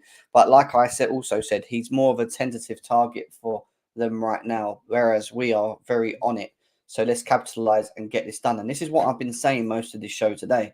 It's one of them ones for me that I don't think we should be wasting time. Apparently, with the Olise thing via Fabrizio Romano, it's going to be done before July. Like, whoever was going to get him, it's going to be done before that potentially. So, like, with where we stand at the moment, knowing that Man United are interested and also Man City are sniffing around it, I think we need to act very quickly. I wouldn't just be sitting on our fingers right now. If you really want the guy, go and get it done. Like, I don't get why and we've been told that we need to approach the club. There's a release clause. Go and approach the club, sort the release clause. If you've got the personal terms agreed anyway, supposedly, then it shouldn't really take that long for me. But the more and more it delays, the more and more that we sit here talking about it, it takes time. It takes time. No, but you're inviting other clubs in. You're allowing other clubs. Well, yeah, in a perfect world, you want to just be like, we want them, let's get them. But let's not forget that we have to work within our sort of like structure, right? So we're trying to structure the deal so that we might pay a little bit more, but like it's over a longer period of time. Like if we play the release clause, you know how it works, man. It just goes right to the books right away. And that's not exactly how we've been doing our deals. That's why they take a little longer, trying to figure out what the parameters are to basically strike a deal where everyone's happy and comfortable. So I don't think it's just a matter of playing the release clause. Sorry? You think they're waiting for after June the 30th, potentially? I'm not sure. Maybe. I'm not sure. Maybe there could be, because obviously if you put him on this year's books, if you buy him now, it'd go under this period of books, wouldn't it? But I mean, the deal, I don't know if you can you buy right now? Like if everything that you buy right now, the window's shut, right? Like it goes onto the books for next year. Let's have a look. The window's not open yet, right? I don't know. I thought it opened. Didn't it open June 1st? No, I guess maybe not. I haven't seen anybody. July 1st. July. Okay, July makes more sense then. Yeah, July, and then because this year it extends longer. It ends like end of August, or no, they closed it earlier this year. I wish I knew, but I don't really study it like that. But I'm almost certain that the transfer window's not open yet. I think they actually closed the window earlier this year, because I know how the last few years it kind of goes into like the first month of the season and stuff like that. I think they closed it like August 1 or something. I thought it was August before the start of the league, before the start of the Premier League. No. Oh, wait a second. I'm finding out when it's open. It opens on Friday, June the 14th. Where are we now? So it opens in 3 days. It's open in 3 days. Yeah. Which makes sense to what was it Ornstein said, that in the next couple, or someone said in the next couple of days Chelsea have got a meeting with him. Probably makes sense, doesn't it, to be quite honest with you? Honestly, Jim, the more I hear teams linked with him, the closer I think it is to us being done with us, because they already basically had this. They had this deal done last year. I mean, it was already, didn't it get a here we go last year? I mean, it was basically done last year. They had to sort things with the club, I guess, which is what I'm assuming, working on now. I highly doubt there would be any issue with the player if that's not already done. So I think this guy almost certainly will be a Chelsea player. I don't know. Oh, that's what they're asking you. Are you that confident, Josh? Are you fully confident? I feel pretty. Yeah, I mean, he's been heavily linked with us for over a year now. There's even a lot of smoke right now that there's contract basically being finalized with him. I don't know. I feel like this guy. I would be really hard pressed if he didn't end up at Chelsea. I would. It seems like that's where he wants to go. Again, at the end of the day, these players pretty much at his level have the say of where they want to be, regardless of the clubs that come in for them. So if he wants to be at Chelsea, I think that's where he'll probably be. So there you go. And let's not get it twisted. Like I'm a firm believer that we had him last year and we knew about his release clause. And the only way you're going to know about that is because either Olise or his agent leaked it. The only reason, no, seriously, like how else would we know I agree. that? Right? I'm agreeing with you. Yeah. Like, and then if they're leaking that to us, it's because they want to come to this club, right? They're saying, here, our release clause is 35 million. The only reason why we didn't get that deal over the line last year is because they basically breached the confidentiality of their agreement with Crystal Palace in his contract. That's exactly why he didn't come. Like we were already negotiating. Palace threatened him with a lawsuit if he didn't, for breaching a contract, and then of course they ended up having to stay. But yeah, I mean this was as good as done last year. Yeah, I feel like Joe Shields me and Joe Shields are in sync. This guy, everyone that he brings to the club is in sync. We're in sync. Like he understands football the way I understand football. You get some proper football. I think he understands football. Most Chelsea fans want it, to be fair, because everyone seems to be. Not most Chelsea fans. Don't give them too much. I wouldn't say that because I didn't hear anyone. Even last year when I was saying Olise, nobody was talking about it. Actually, Ads was talking Olise. I don't remember anyone else really talking about it. Everyone was on Kudos or what's the kid? Turkey, all that stuff. Gordon. No one did say though that year. I remember everyone was saying, yeah, Olise would be quality for us, but you know, but it was like their preferences. The preferences were there, right? I remember when I was talking to Lavia, people were talking about what's his face, Alvarez at West Ham, innit? Yeah. Yeah, he's at West Ham now, but that time when I was talking about Lavia, he was at what is it? Ajax. Ajax. Yeah. So me and Joe Shields have a special understanding on things, man. I think because this guy likes the ball as I like. Alvarez and Gallagher at the club. That's true. Yeah. That is true, mate. How do we feel about it? I mean, Ads, how do you feel about Olise potentially coming to Chelsea? Well, I mean, obviously he's a baller. I wanted him last season. I'm even more certain that I need him this season. I like Josh's optimism in terms of how he thinks it's pretty much not a done deal, but like he's very confident we're gonna get him. Here we go. I'll take your word for it, bro. But I'm just like, for me, because he's so good, it's like when I really look at the landscape of football right now, where there aren't that many top wingers anymore, he could walk into like 95% of teams. So like for me, it's like we're not in the great position because we're not in the Champions League. It's like, why wouldn't a team like PSG, if they were really serious, go for him and you can put Dembele on the left, and that's your Mbappe replacement pretty much.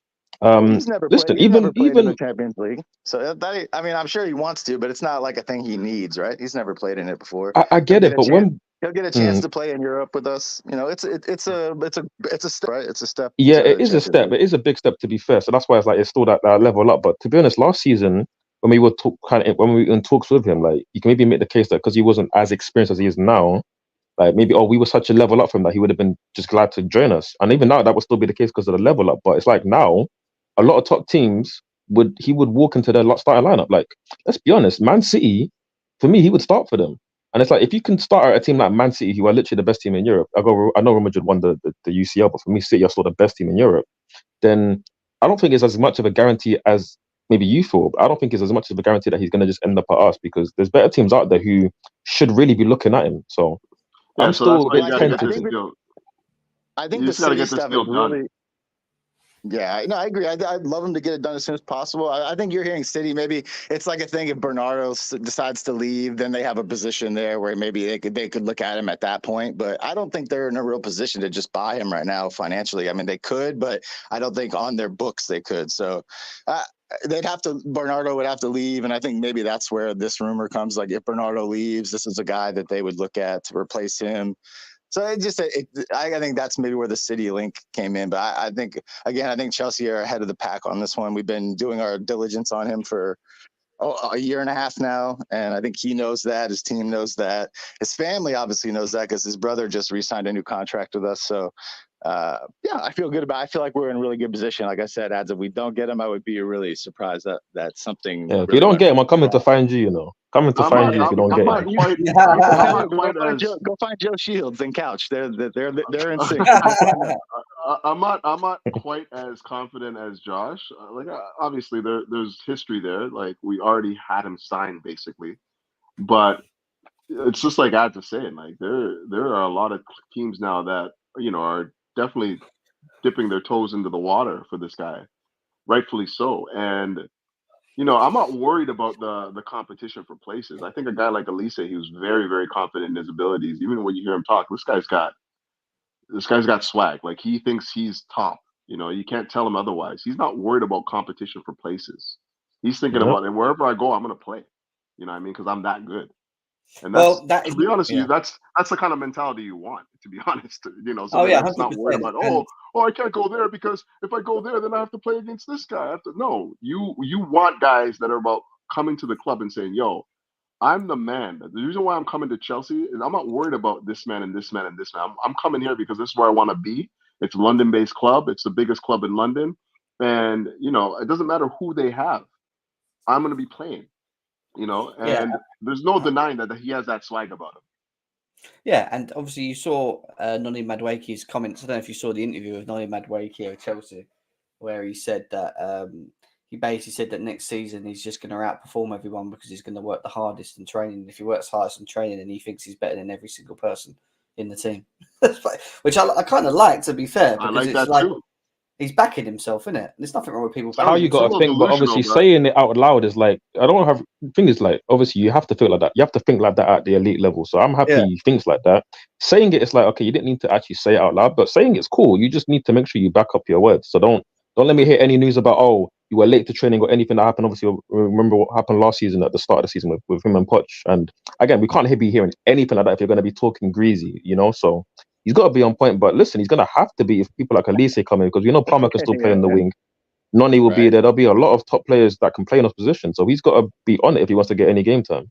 It's just funny you said it like that on the back of this Olise news, isn't it? It's like, he knows if Olise comes, he's going to have to up his game hella. Well, it's obviously what you want to hear, and it's what you're talking about when it comes to competition. Like now you're going to put a certified guy in his position, and now the competition just went through the roof. And listen, Noni's a very good player, man. He on the ball, he is an absolute demon on the ball. If he can add a couple of, I think a striker would help him immensely with the assists here, but if he can add a few more goals to his game, because I think he had 8 this year. If he can add a handful more, maybe 3 or 4 more to his game, coming off the bench, that's a really good player that we have on our hands. I was really impressed with him this year. Yeah, and to be honest, like if we get Olise, he's coming off of a couple hamstring injuries and stuff like that. You're not going to want to see him play every 90s and 60 games. He's probably going to come in for rotation. He's probably. Right. What I mean is like Madueke is going to be there for rotation for sure. There's not going to be a situation where you're going to have Olise play 60 games a season. He's probably going to start maybe if he comes in 25 to 30 games, in my opinion. In the league, everything else. No, I don't know. It needs to be rotated, though, in my opinion. Yeah, I'm saying rotation. Yeah, it has to be. For me, if Olise comes in, he's like, I get what you're pointing, Couch, but for me, if he comes in, he's starting the majority of games, like 80-90% of games. Obviously, then maybe he'll come off regularly, 65th, 70th minute regularly for Noni. I hear that, but like for me, if you're bringing somebody of Olise's quality in, he obviously needs to earn his spot, but I think like that will just come naturally, and he will become a main starter. I hear what you're going at, and I hear what you're alluding to as well. I'm just saying, in the interest of him coming back from 2 serious like hamstring injuries, you're gonna have to ease him in. And I don't know if that means you're going to be going, full tilt. Okay, you're getting full, 80% of the competitions that we're in. I think it's more than likely that we're going to see a little bit more rotation, because let's not forget, Madueke is still very much capable of playing in this side, right? Actually, of all the wingers that we have, I think that he fits the profile for Maresca team more than any of them, to be honest. Like he's very direct, very quick. Say again? I said, don't forget about Don's boy Madueke, yeah? If Olise turns Nah. up. He Oh, loves speak it. of the devil. Look who just popped in. Man, Gang. this guy, man, just like The man of the hour. Hey, if I the speak man on of this the guy, week, yeah. man. The Hey, man the of the man of week. the week. Don, if you pipe up to me at any bad time, I'm just gonna call Gal man and get him Honestly, to do man, it. don't even start. Don't even disrespect my man. Don't even disrespect my man, Olise, right? But Hey, keep If I it Jem, hear take strictly out. any, football, but keep it strictly football, please, please. Strictly football, if I man. hear Hey, Jem, any don't take disrespect to out my hoodie. man Lise, Don't you do an know? Assassin's Creed of ours. Don't do an Assassin's Creed of ours, Oh my god. man. Right, I want to talk to you about the strikers in a second, Don, because I want to get your thoughts. But I want to ask you quickly about this Olise situation. We've got this comment from Alex Goldberg talking about how City are kind of like semi-interested in the whole Olise idea. We know Man United are, Chelsea are. How are you feeling about it? Are you still confident? You think we'll get it done, or what are you saying? Yeah. I'm confident, man. I kind of look at it the similar way of like the Rice deal. I think we've done a lot of the groundwork already. I think Olise, a big thing for him is obviously staying in London. And the project that we've got to offer him, man. Because right now, when you've got Man City, when you're looking at Man City, bro, like Pep said it himself, he's closer to leaving Man City than he is staying. You know, a lot of their key players are towards the end of their time at Man City. KDB, you know, he potentially could leave. You've got what's his name? Bernardo Silva could be leaving as well. I honestly think that the way that they're selling this project to these guys is, listen, we're the next kind of team that are looking to dominate. You know, Man City have done what they've done, and you know, it's still an attractive project to go over there. I think they're going to be looking at the likes of Florian Wirtz and whatnot in the future, but it's kind of going to be an end of an era when they lose Pep. Do you know what I'm saying? Big up Chelsea 2005, bro. Yeah, it's gonna be like an end of an era when Pep leaves, in my opinion. So I'm kind of looking at it like they're gonna be selling at it. Okay, long term, this is gonna work out better for you. And like I said, the sort of players that we've got here already are gonna suit how he wants to play, and he knows a lot of them here. We've got the Joe Shields link.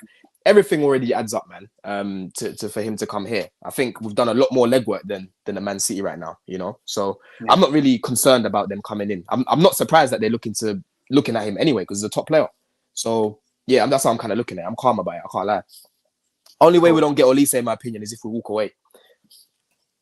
Yeah, and or if we just you're added to the list, innit? So I gotta find you and Josh if we don't get him. So come on. Yeah, I totally agree with Don. I think that's really the only way we lose it is if we decide enough's enough. But listen, this is something that's been going on again a year and a half, working on this guy, his team, his family. Like I think Don hit every point you could imagine there on why he would come here.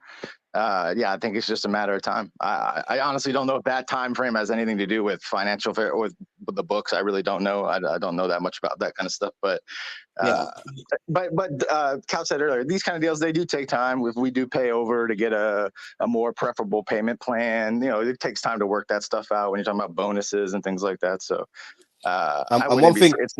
they can't just call Palace and say like, hey, can we have Olise? We'll send you some cash over the next few years. Like, no, it doesn't work like that. Like there's a lot more something that we've seen. I think we've seen enough evidence from these owners. Yeah, like when they want someone, they're not gonna stop, bro. Like they move aggressive. You know, when they make someone their main target, yeah, just know it's peak. Yeah, Enzo, these lot are nearly fighting in the boardroom and that. You know, they were going back and forth for days. Guys weren't sleeping. You know, 2 hours sleep in the space of 48 hours. You know, Caicedo. These guys thought they got it done. We actually dodged the bomber. How many teams dodged the Ornstein bomber, bro? You know, I'm getting woken up at 2 a.m. from months. Come online now, barking at me on the phone, only for us to come the next day and for Caicedo to say, "Nah, I'm sticking by Chelsea. I gave them my word." That was wild, man. That whole thing was wild, man. I'm not even kidding. Like that was unbelievably. Like, how do we do that, right? Anyway.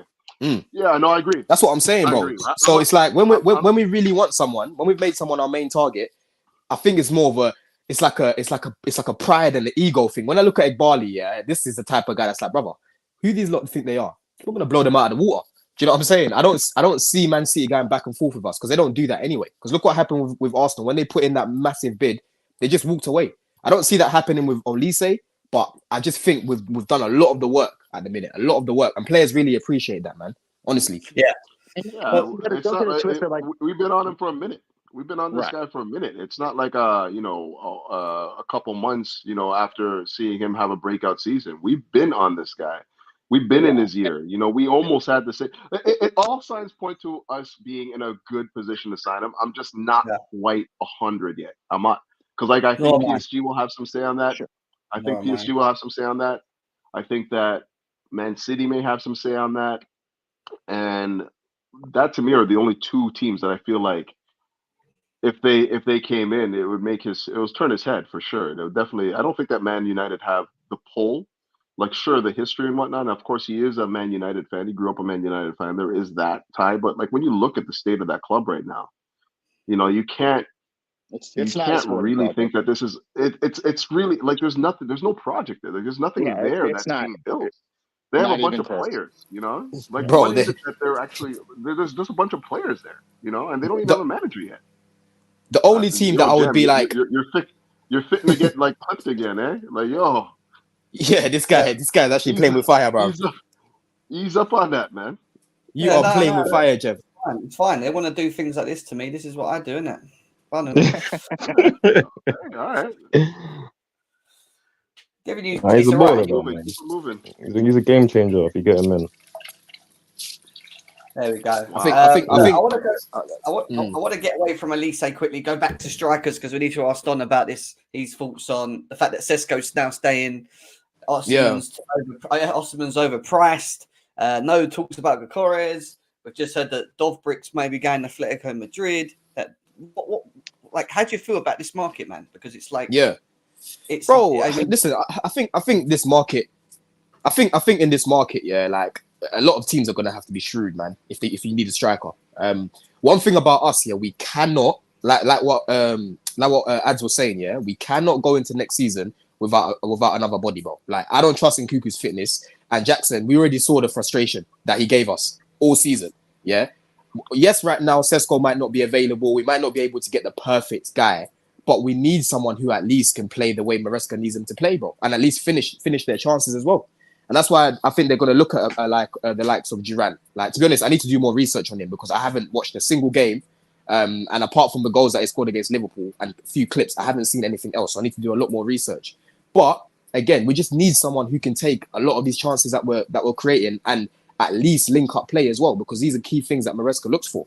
Sesko, he's a big miss because listen, Couch knows that I looked at him and I said, this guy, I can definitely see him fitting in, bring him in. And Alvarez is another one, but financially, I just don't know if Chelsea are really going to try to stretch and bring him in, because I think Chelsea are trying to plug a lot of holes at the minute. Unless we start to sell a lot of players and then we've got all this money, then we can go bring him in. I don't know. I'm a bit skeptical about that. I don't see it happening. I'll be happy if we bring in Alvarez, but I just don't see it happening. But all I know is we need to bring someone in. We need to bring someone in, bro. We need to bring someone in. We can't go into the season without a new striker, bro. Impossible. Who's working the forklift shift, man? What's sorry, that was my microwave. That's my microwave, bro. Sorry, I'm on my lunch. But yeah, man, we can't go in without a striker, bro. Honestly, like even just looking at the game against Man City, looking at the game against Liverpool, if we had a player like Alvarez, we win both of those games, bro. You know what I mean? Like, Jackson, I like what he's brought and the fact that he scored. The GNA was good in his first season, but honestly, bro, that guy could have scored more than 20 goals this season if he was serious. So we just need someone like more than competent enough. There's no guarantee. I know Couch is saying, but let's just wait. Bro, there's no guarantee that Sesko will even have a good season. Let's say he has a big injury, for example. What happens then? And then what happens then next season? I'm not talking about wait. Dude, you're missing the point of what I said. I'm not talking about waiting for Sesko. No, I'm just giving an example. I'm giving an example because you can't look at it like, let's wait for the market to improve. Bro, you never know, bro. next summer it might be completely dead, bro. Like even worse, because don't forget how bad last summer was. Like this summer's actually been a slight improvement in comparison to last summer. Like last summer on the striking market, it was dead, bro. I'll be honest, this summer's decent, to be honest. Like people overdo it how bad it is. It's decent. That's what I'm saying. That's what I'm saying. Yeah, that's the first thing I said, bro. Is this summer, you have to be shrewd. And one thing that we've seen with at least Joe Shields and whatnot, the sporting directors, is they're quite shrewd in the players that they're bringing in. Like a lot of these guys, we don't know who they are. They bring them in. We're like, raw.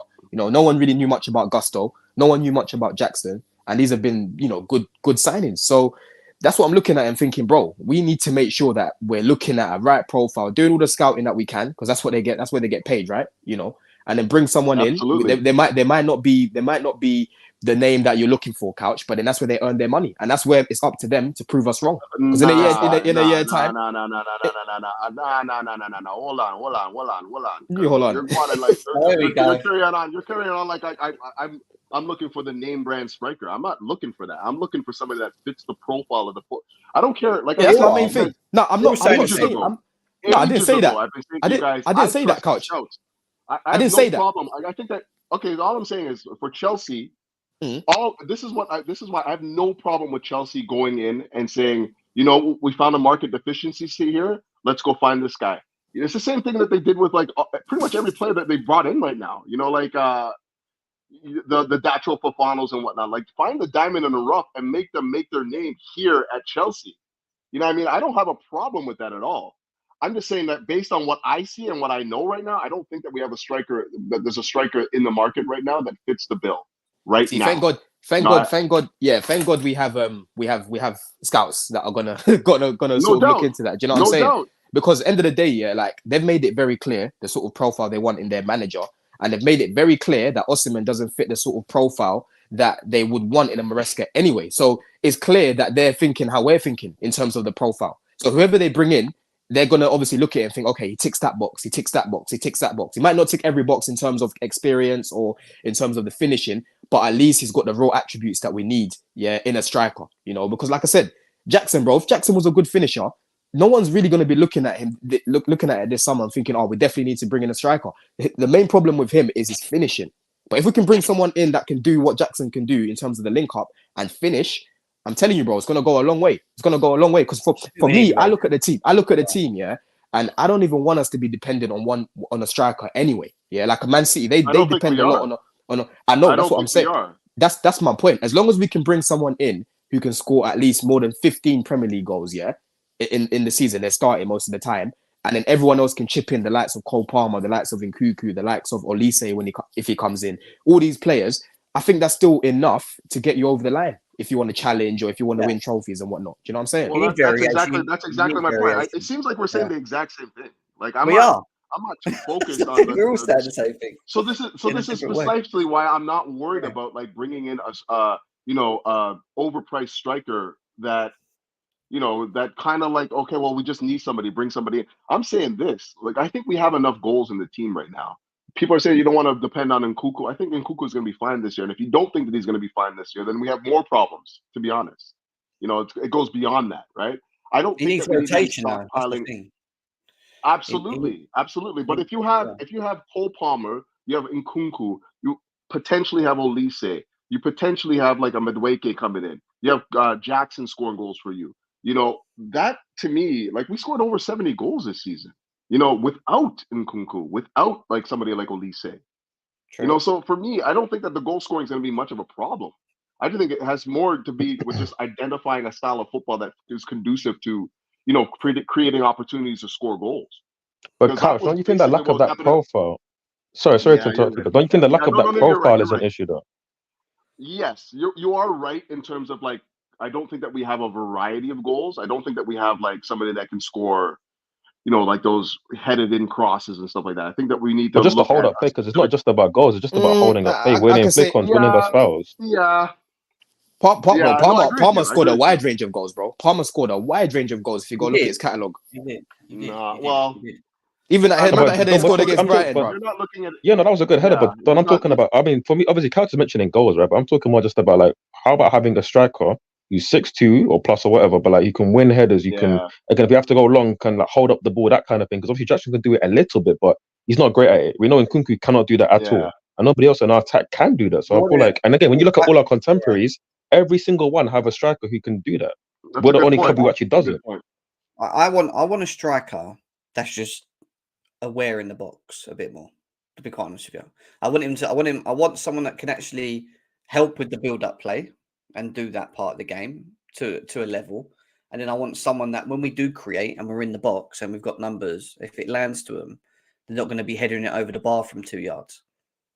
Because so how many games do you think that that Nkunku is going to play at striker this year? How many games? What, as a main number 9? As a number 9. Hopefully And then zero, Maresca. to be honest. No, and it's hard to answer because we don't know how he's going to set us up. And when he sets us up, I think we'd have a better idea. I just feel I like think he's gonna play Maresca a ball. lot at People number have 9. this idea that Maresca ball is 100% what we saw at Leicester. I mean, it could be. It literally could be. But for me, I feel like when you look at Leicester, the players that they had, of course you're going to play with those two dynamic wingers like that. But at Chelsea, if you have an Nkunku, why would you not want to use Nkunku off the left? But you just use him a bit differently because he's not a Mabadidi. He's not going to do 8 dribbles per game. He's not that kind of winger. But he offers you a lot more in terms of goals, assists, which is what you would want to use him like. Yeah, you just Exactly. Specifically, what I think he's going to be playing. He's going to be playing. I think he's going to be playing number 9 for us. Myself, I think he's going to lead the line in that position. Yeah, I think he might. To be honest. Interesting. Well, if we do, then he's going to be asked to do a lot more than he probably would off the left, in my opinion. And I'm not too sure about that. Yeah, I think the role of the striker. You don't think that he can drop deep and link up play? No, I think he can. I just think the requirement of the striker is playing on your own up there, having to drop deep, then make runs. It's not on your own though. It's not on your own though. Like if you look at Maresca's system, like if they have everyone like basically on that back line, like all the attackers basically. I like Nkunku playing off someone where he's not the focal point and he's someone that can get. Because he's never done that. You know, he's never been that guy there. Yeah, like, by himself. He was always playing off of somebody. He offers someone. He runs into the space. Guys, you know? I don't think the system is set up to have one guy basically taking on 2 center backs. It's about isolating people and getting guys in behind and whatnot. Like I really think that. Yeah. Right. Yeah. So I don't think that when you say that he's going to be isolated up there as like a number 9, I don't think that that's how he's going to be used. I don't think that any of our strikers is going to be used that way. That might be something that you might require in stages of the game, but I don't think the overall philosophy based on what Maresca has been doing is going to. I think he has more like okay, well, just isolating.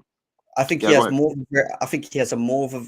Again, I might be wrong here, but I'm just going on what I think it will be the case. I think he has more of a variation of being able to attack playing as an inverted forward off the left than he would be being asked to play as a striker with his back to the goal and and linking the play. Because I don't want him to be the guy that receives the ball from Palmer, to Palmer, and Palmer runs off him and he plays. I know he can do it because he's got the ability to. I want him to be the one that's attacking the spaces for us because that's what he's the best at doing. He will find spaces, he will link play. And it's easier doing that from the left than from middle channels. Bang, and then he's through on goal and he's going to score. I feel like his variation, the way you can use Nkunku, he's better to be used off the left because of the variation that you will get out of him rather than just playing him up front on his, not on his own, but you know what I mean, being like the main. Yeah, and just to your point, Couch, as well, obviously I agree with what Jem is saying, and just to your point, Couch, is that obviously we don't feel like he's going to play, just because he's a 9 on paper, it wouldn't be like he's isolated, because again, Messi wasn't isolated when he played false 9 for Barca. So there's ways you can use him there to be involved in the game a bit more, but I just feel like Jem's saying, he can attack the box better and actually be more involved playing from the left for me, because I feel like when he plays up front, even when I saw him at Leipzig at times, he doesn't like to drop in and get involved as much when he's up front like that. I feel like if he's off the left, then he will automatically be involved more in the game. The ball will just arrive to his feet more, and then he can pick it up and then drive into midfield or try and work a 1-2. Again, I don't know. It's just like we were saying before. It's not about necessarily optimizing. We talked about this. Oh, by the way, Keyshawn, I have seen Duran play, and he might be a good fit. I haven't seen enough of him, to be honest. The comps that I've seen. It's not really maybe you've seen more of him. It's not leading me to believe yes, we have to go and get this guy. But with that said, I trust the scouts. If the scouts go after this guy, I trust what they're doing right now. I'm behind that. But as far as Nkunku goes and the system and whatnot, I think that we're going to have to sacrifice, certain attributes within our team to, Maresca is going to have to sacrifice specific things within his team to fit players, right? And right now, if you look at what we have in terms of a setup, I'm still saying that we have so much in wide areas and not enough in that number 9 position that it might lead to Nkunku. It might lead to Nkunku being the guy that's used as a number 9. Not that it's his best position. Yeah. Not that it's his best position, but it's just what the system requires of him. He's very capable of linking up play. He's very capable of spinning in behind. He's very capable of scoring goals. Yeah. So, Yeah, I think he but might then be let me useful. ask you, Couch, quickly. Let me ask you then, because obviously we all anticipate, or well, some people anticipate getting Olise more than me, right? Obviously, you're saying Nkunku up front. I don't think we're gonna then buy another left winger. So then, who do you have starting left wing? Well, I mean, right now we have Sterling and Mudryk, right? For me, you know my thoughts on both those I'd say guys. so Like, both. I mean, Jem so, scratched his head, bro. it is what it is. It is what it is. hey, It is what it is. I mean, Like, I would rather start Jackson left wing than both of them. To be honest, like I'm there's just another keeping it option. 100. There's another option for you. I'd One of much them rather ones, isn't Nico it? left wing. Like, shit. Like, Our left Sterling side is looking washed, and Like, Nkunku's got Mudryk to needs play to go with back him. to football school. I'll be real, bro. This Mudryk guy is not it, bro. This YouTube footballer, like, it's just not it, bro. So I would rather Jackson be left wing than both of them, to be Hey, honest. listen, what's his name? What's his name? De Zerbi said he's gonna be Ballon d'Or one day, mate. Don't say that about Mudryk. All right. Yeah, if he does a career mode, I think maybe. listen, bro. But I not think real life. Mudryk. Yeah, listen. He does it right now. I'm starting Nkunku on the left. If it's up to me, I'm starting Nkunku on the left. Yeah, I think it's he's still gotta off. He'll still be able, bro. Nkunku on the left will still be able to take on his man, bro, and take them wide. Like I've seen the guy Yeah. do it. Yeah, Quick, yeah. During his time at Leipzig, yeah, he might not be able to do it consistently as Mudryk, but one thing about him on that wing, he's gonna offer you variation. Whether that's retaining the ball, whether that's the quick link up, the little rotations as well. He'll offer you all of that, innit? And even getting in between the lines as well. He'll still be coming in, trying to help in that sense, yeah. But one thing with Mudryk, bro, yeah, like I think with him, yes, he frustrates everyone, including me. As much as I look at his raw attributes and I like them, right? But I honestly look at all the coaches that we've had since the time he's been here, and I don't feel like anyone's been able to really, really spend time with this guy and coach him, right? Because Graham Potter had so many players. There were certain games that Mudryk couldn't even make the squad. He came into a mess, right? And then after that, he had Frank Lampard. He wanted him at Everton, but he did the same thing to him as well. Didn't play him, didn't start him, didn't have him in the squad certain games, I believe, as well. Then he had obviously Poch, who I thought would get a little bit more out of him, but clearly showed him that he didn't trust him because he played Ben Chilwell in his position, right? And then that's it. Like that, all the managers that he's had, I feel like haven't been able to get the best out of him. And for me, one thing that I like about what I've heard about Maresca is the finer details, because it's not just one player that's spoken about it, it's many players. And I've spoken about this with Mudryk. I said, bro, we can't just assume Mudryk knows how to run in behind, or Mudryk knows when to make this run, or when Mudryk knows when to release the ball. Like all of these things, yes, they should know, to a certain extent because you're playing in the Premier League. But we know that Mudryk is not at that level, bro. Before he even came to England, he barely even had 50 appearances playing professional football, bro. In Ukraine, who can tell me that they're watching Shakhtar week in, week out? And he even went on loan twice during that time. So he's a 23-year-old, yes, but he's barely got any experience, and it's very clear to see when I'm watching him. It's very clear to see when I'm watching him that he needs a lot more. He needs to literally be coached like a kid. In an ideal world, yes, he would need a loan. But for me, but at 23 alone, I'm looking. Like, no. He wouldn't.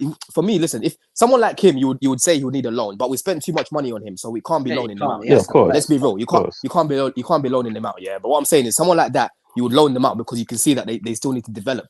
So the point that I'm saying is, from what I've seen, like I've said, from Dewsbury Hall, Harry Winks, even Snodgrass when he was at West Ham, they've all said about how he makes things so clear. And there's so many things that they've learned from him, right? And they've all said, listen, this guy's going to be a top coach. That's what I need for the likes of Mudryk. I need him to show these guys, yeah? And another thing as well is, in Poch's system, how many times did I keep telling you, look, the left-hand side is so lopsided. We play mainly on the right, and the left, I'm seeing Mudryk in build-up.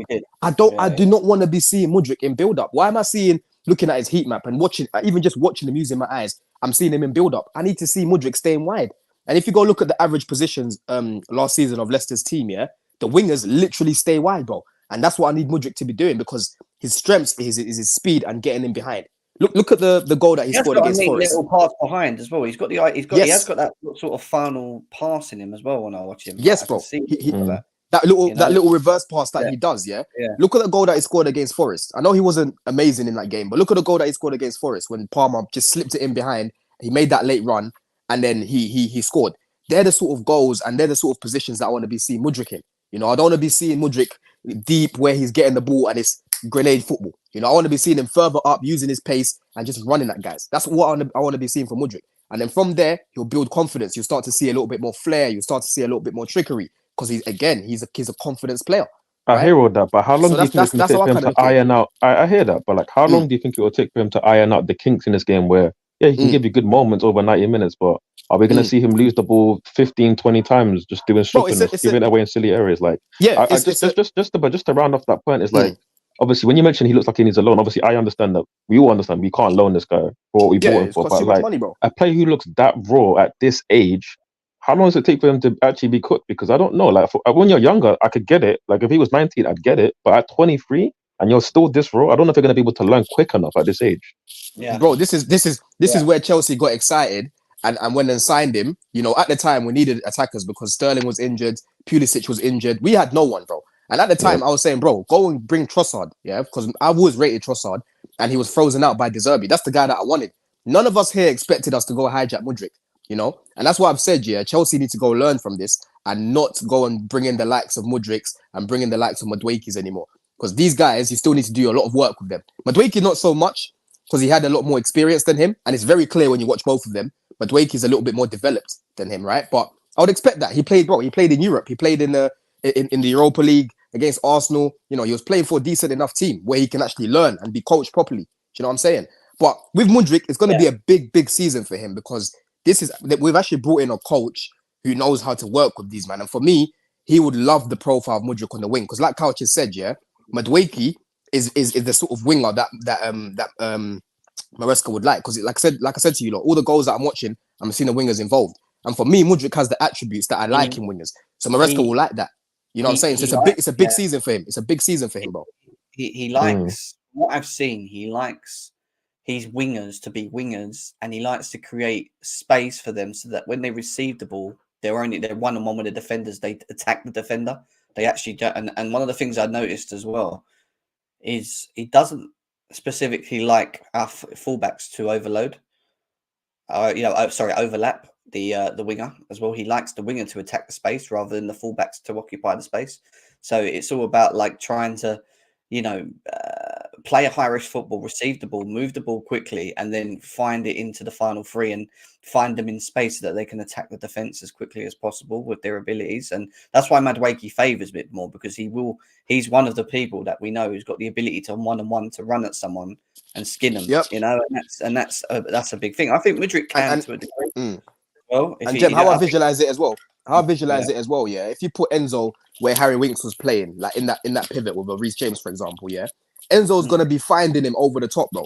Yeah, because last season, the amount of games I've been to last season, yeah, even just watching on TV, guys, when we're watching, yeah, bro, Enzo's getting the ball and he's looking up, and there's no one trying to run him behind. Mudryk's trying to come to the ball. You've got Madueke just walking off the ball. That's what I'm looking at and thinking, bruv. These men clearly are not getting instructions what to do when Enzo's got the ball. When Enzo's got the ball, that should be the winger's trigger, yeah, to be running in behind. Running in behind, bro, because you know he's gonna find you. You know he's gonna find you. Do you know what I'm saying? That should be you on your bike. But it just seemed like they didn't know what to do off the ball. While you're talking about the midfield, we are going to tie up in a second, but I just want to quickly speak about Santos because obviously it seems like he might be staying with us next season. I know Don's a big fan of Santos. He had a good second half at Strasbourg as well, which again shows that these, them being bought and being loaned could be a favour for us because they're again playing more frequently and that's more experience. Do you think Santos would be? And I look at Maresca and I think to myself, he can utilise Santos quite well because I actually think Santos is better as an 8 than he is a 6 more, but I think he can do both anyway. But it's just I like him in that sort of 8 role, so he gives you that option further forward, and he's very good on the ball. So, I mean. What does it mean for Gallagher? Maybe he goes by the looks of it. But Santos coming into the mix for next season, are we excited for that? Do you think it's a good idea to back into the team now, or do you think it's a bit definitely, bro? Yeah. Bro, you know my thoughts on this guy. You know, I keep going back to preseason. That's where I actually watched him. Because obviously when we signed him, he was at the under-20 tournament in Brazil, innit? Was it? He was a captain. I think he even got. Did he get player of the tournament that year? Was it him or was it Cassidy? I believe so. He was top at that tournament, but he was. I believe he got it though. He got player of the tournament, I believe, and Cassidy got the player of the tournament for the Europe one because obviously he's Italian, innit? I think at the time, I can't remember, but obviously he was the captain for that. But yeah, in preseason, bro, everything I was seeing in the clips when I was watching the clips before when we signed him is what I was seeing in the match. You know, just very press resistant, keeping things ticking. the way he reads the game as well. You know, he's not the most tallest, most physical guy, but he's not featherweight. You know what I'm saying? He can definitely hold his own in the midfield, yeah. And I like I said, I love the way he reads the game off the ball, because he finds himself in situations where he intercepts the ball and straight away we've got a transition because the way he's reading the game, right? And like I said, on the ball as well, very, very comfortable on it. He plays beyond his years. Like when you watch him play, he doesn't look like a 20-year-old. He's quite similar to Lavia. That's why I was saying, like with Lavia, if we didn't sign him last summer, Jim, I was like, bro, okay, it's gonna be annoying because I like Lavia. Me and Couch love him, but we've got a Santos there who I think is quite similar to him and has a similar sort of ceiling that they can both reach. You know what I'm saying? And they're basically the same age. The main difference for me then was that Santos didn't have any Premier League experience, whereas Lavia did. Do you know what I mean? And then yeah, like I said, he came into Strasbourg, pretty much transformed their midfield, because before that they were struggling. You know, when he came in, they started to win games. They started to look a lot better. If you look at, you know, all the stats and that and whatnot, he won Player of the Month and whatnot. So for me, bro, I'm excited for this guy to come back, man, because honestly, he should have never been loaned out, in my opinion. You know, Enzo was injured basically all season. He could have stepped in and played that Enzo role, because he can definitely play as a 6. And then if you want to play him as an 8 as well, a bit further up, he can play that role as well. The way he crashes the box quite late, you know, his movement in and around the box is quite good as well. You know, so yeah, I think it's definitely going to be key in what we're doing, man, because he's very, very comfortable in the ball. He definitely fits the sort of profile that wouldn't stick out in his team. The way Gallagher sticks out in his team, we're not going to have that problem with Santos. And like I've told you a lot for time, for me, he's more ready than Leslie. You know, and I can see why Leslie's been sent to the Olympics, because clearly they want to make space for Santos, which is good. So yeah, he's got a lot of doubters to prove wrong, man. But I've got no doubts that when we bring this guy into the team, everyone's going to be like, wow, we should have kept this guy. I've got no doubts about that, honestly. Speaking of, let's hear from Couch, innit? Let's hear from Couch. Couch critic. What do you want to hear? You guys know are you trying to bake me into what I think? I told you. No, I just want to hear your. I just want to hear when you guys were like raving about him. Bit on that one quick. And I still think he was not ready. Yes, he went on loan. Like I said, he went on loan. Didn't cut through at Nottingham Forest. Went to Strasbourg. Came in about February, I think it was. He started playing. Yeah, and he played well between now to the end of the season. So yeah, of course he can come back into the squad right now, and he's going to be given an opportunity to do that. Whether or not I think that he's going to be getting ahead of the Lavias, the Caicedos, the Enzo, like he's still going to be 4th or 5th choice at this point in time. Then is that enough time? Is that enough time for him to develop correctly? I don't know. We'll have to see. Why can't he be rotation? Given an opportunity, he's going to. Well, that's clearly what he's going to be, right? Right? Yeah. But how many games do you actually whether predict or not that's going to be? I have. How many games do you predict him to play? Most of the Conference League games and some of the Premier League games. I reckon he will come on in 60, 70 minutes. So how many is that? And the cup games as well, Jim. Don't forget the cup games. Yeah. Okay. We'll see. 20 to 25 games. I reckon. So yeah, if you talk about just to break it down, Couch and Gem, yeah, midfield options would be Santos, because I think Gallagher's gone, yeah. So it'll be Santos, Carney, Lavia, Caicedo, and Enzo. That's 5, bro. That's 5 right there. You know, there's people need to get rotated. At the end of the day, they're all similar sort of profiles. So this is what I'm saying. We're building basically 2 teams. If you take Enzo out for a game, whoever comes in is going to be comfortable enough to do that job. You know, when Enzo comes off to rest, you're bringing on a Santos who's more than comfortable. You got Lavia starting certain games. That's how you want it to be, bro. You know what I mean? I think we'll still get enough game time because there's more than enough games to go around. Definitely more than enough games to go around. Yeah, I agree. I think there will be some more games. It's just how many games. We will see. We will see. And again, it's not about like how many games there are to go around. There's a lot of players for specifically 2 roles.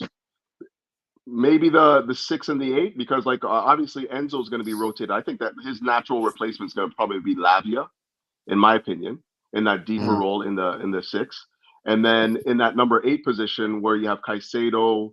I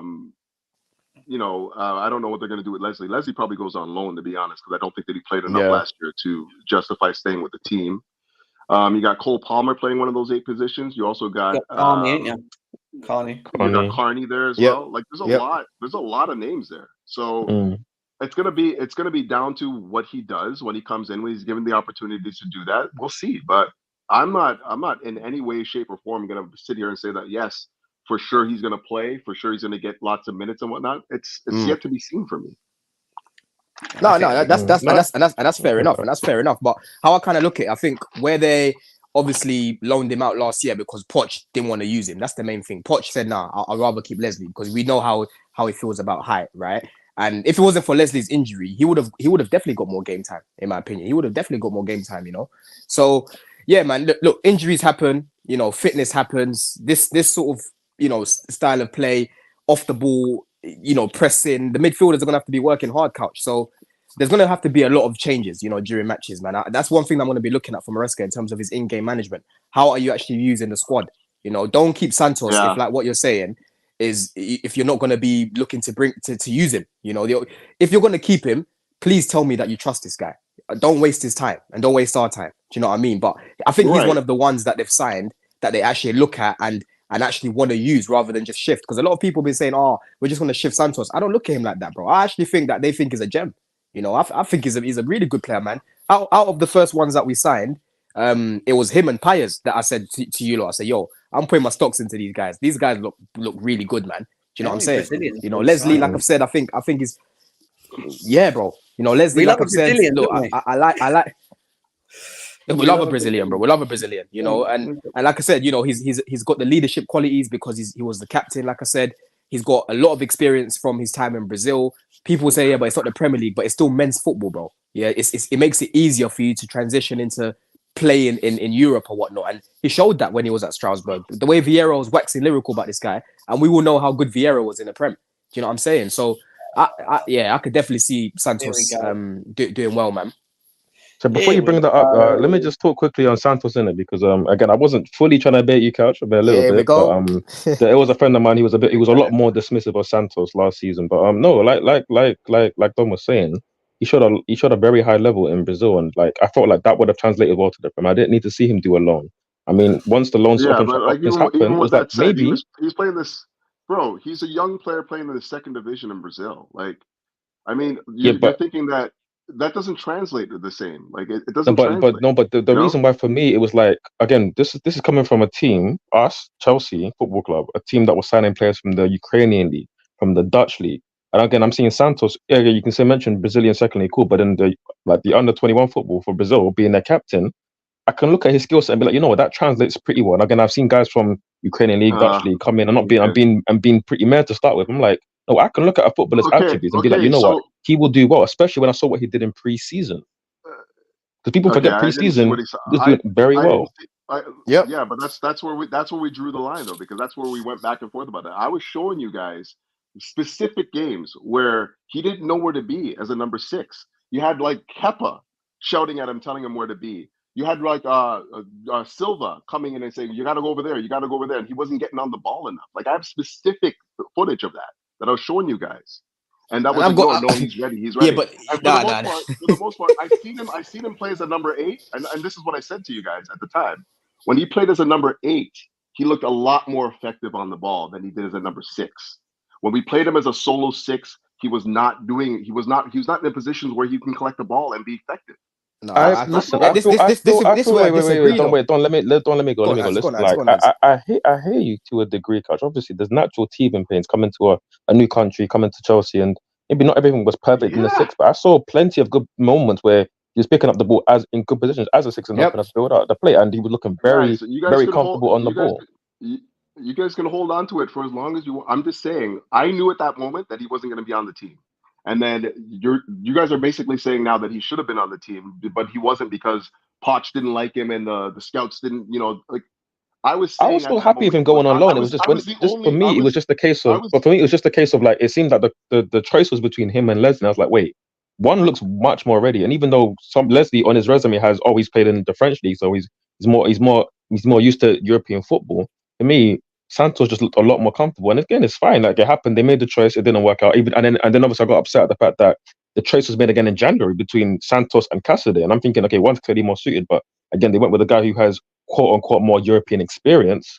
But I mean, Cassidy, what did Cassidy do when he came back from January? Not much. So again, we're seeing how we're going to pan out for this season because it looks like it's going to be Santos that stays with us. Leslie's going to go on loan. Cassidy's definitely not going to stay. So we'll see how it pans out. But again, for me, just to say, the player himself. He's a quality player. He suits how we want to play. And for me, he can get many games next season. Many games. And ads as well, yeah. One thing I would say as well, bro. That's what really stuck out to me though, because bro, to play in that sixth position in the first phase where you're being pressed, yeah. Because don't forget, we played against some Premier League teams. Obviously we won Newcastle. Brighton, Newcastle, whatnot. Yes, it's pre-season and these guys aren't going to be going 100%, but it's still good experience to be playing against guys you're going to be facing absolutely in the season, right? And that position, bro, yeah, to play in that role, you need to be someone that's good on the ball. Because if you lose the ball there, they're straight away, they're attacking the centre backs. It's peak. Do you know what I mean? And what I really liked about him next to Cucurella was that I was seeing someone where I'm like, yo, this guy is basically like a Lavia in that role. That's why I was looking at him and thinking, this guy looks good. Because I remember I said to you lot at the time, he was top 3 for me. Him, Matson, and I can't remember the other person that I said. And there was a game where he came off. Yeah, Jackson, there we go. And there was a game where he came off, in pre-season. I think it was against Newcastle or Brighton. As soon as he came off, our midfield was a mess. Yeah, I think it was Gallagher and Carney that were playing in the pivot. It just became a mess. And I think they even scored after that period. Right? They even scored after that period. You know? So I get what you're saying. I hear you, Couch, but for me, from my point of view, in terms of the concerns that you've got for Santos are what I see from Leslie. I see Leslie ball watching a lot. On the ball, he doesn't look assured. He looks very heavy at times. You know, I look at Santos, I see a lot more flair. I look at someone who is a lot more assured. You know, I see someone who's a lot more versatile. Exactly. I look at someone who's a little bit more versatile as well. Watching the video of him now, he's very, very, very, very progressive. Like I didn't realize how progressive he is. Like he plays it. Yeah, he loves to play in between the lines. Variation. And what I like a bit about him is he's aggressive. He goes into challenges. Like he doesn't. He's not shy to just get in. This is what I'm saying. I like that. So, but Jeb, he doesn't find himself. I haven't really seen him find himself in situations where he's getting done up because, like I said, the way he reads the game. Watch how he reads the game off the ball. Right, he finds himself in positions where he's closing down that space and he's pinching the ball. He's just like, fuck it. He's like, nah. But anyway, listen, look. We've all got our perceptions of the player. This is what I'm saying. Santos, when he comes in, I just know as long as he gets the game time. Guys, we need to cheer up Couch, man. Let's talk about Gallagher, man. I just know it's going to prove people wrong, bro. That's it. Cheer up, Couch. I was telling you guys in the summer that he wasn't going to stay at the club, and you guys were the ones that tell me, no. I was the only person. I stood alone in my assessment of Santos at the the Everyone else online was like, "Oh yeah, even Fabrizio." I never said he was gonna stay. I said I wanted him to stay. But that was Poch's. He is absolutely. Let me just finish. He was absolutely going to stay. So I have nothing to say. I never said he was gonna stay. Right. Nobody said he was gonna stay. But he deserved to stay. I never said you were wrong. I just said I wanted him to stay. Yeah, but Couch. I don't get. In my opinion, at the time, he was not ready to play for that team. He was not ready to play. But then the only question to that is, was Leslie more ready though? That's the only question. Was Leslie more ready? Yeah, exactly. Ads, before you come into that point, I don't get I don't get how you can even be flaunting happy that that Poch made the decision that you wanted. I don't understand that because Poch made terrible decisions. I don't think that was Poch's decision. It was Poch's decision because he wanted to keep Leslie for hire. No, the club made the decision after speaking to Poch. The club made the decision after speaking to Poch. Because I'm pretty sure. When I see this was heavily reported. This was heavily reported. This was heavily reported because don't forget that we signed Santos, right? Leslie was nowhere to be seen. Bro, hold on. That's what I'm saying, Couch. No one expected Leslie to even come in. Yeah, Leslie was signed and was like, why are we signing this guy when we've got Santos? Yeah, and at the time, Poch is the one that made that decision to go and send him on loan. The club, to sign Leslie and send him on loan. Bro, the decision to sign Leslie was the club's decision. Yeah, that was the club's decision to go and sign Leslie. Okay. But between Leslie and Santos, that was on Poch. Poch made that decision to keep Leslie because of the lack of the height in the team. This is what I'm trying to say though. Like Leslie hadn't even played for Poch at the time. He hadn't even played. He hadn't kicked balls. Yeah, but he's a tool. That's what I'm saying. He's a tool runner. He's the sort of profile because, like we've said, Maresca likes certain profiles, right? We talked about profiles quite a bit earlier. Maresca likes certain profiles, and so does Poch. Poch said, well, there's a lack of height in this team, and then bringing in Leslie would have added a little bit of height. So for me, he kept him on the sole basis of his height over Santos. You know what I'm saying? All right. The club have clearly said. I'm gonna let you guys lie. I'm gonna let you guys leave that alone. I'm not even gonna really. Well, we do need to move away from Santos. Yeah, let's talk about Duran. But clearly, like, yeah, go ahead. Sorry. No, I was just going to say we're nearly 2.5 hours in as well, so I need to come off in a second. But I just wanted to just jump on some of these news from Matt Law. Talks about Jonathan Duran is another option for Chelsea. What's it called? Dominic Solanke at 65 million release clause is another one, and supposedly Chelsea admire Olise and are also getting a left back. Supposedly expected to get a left back, as quoted via Matt Law. So a left back is something that we're looking at. Who is going to be interesting?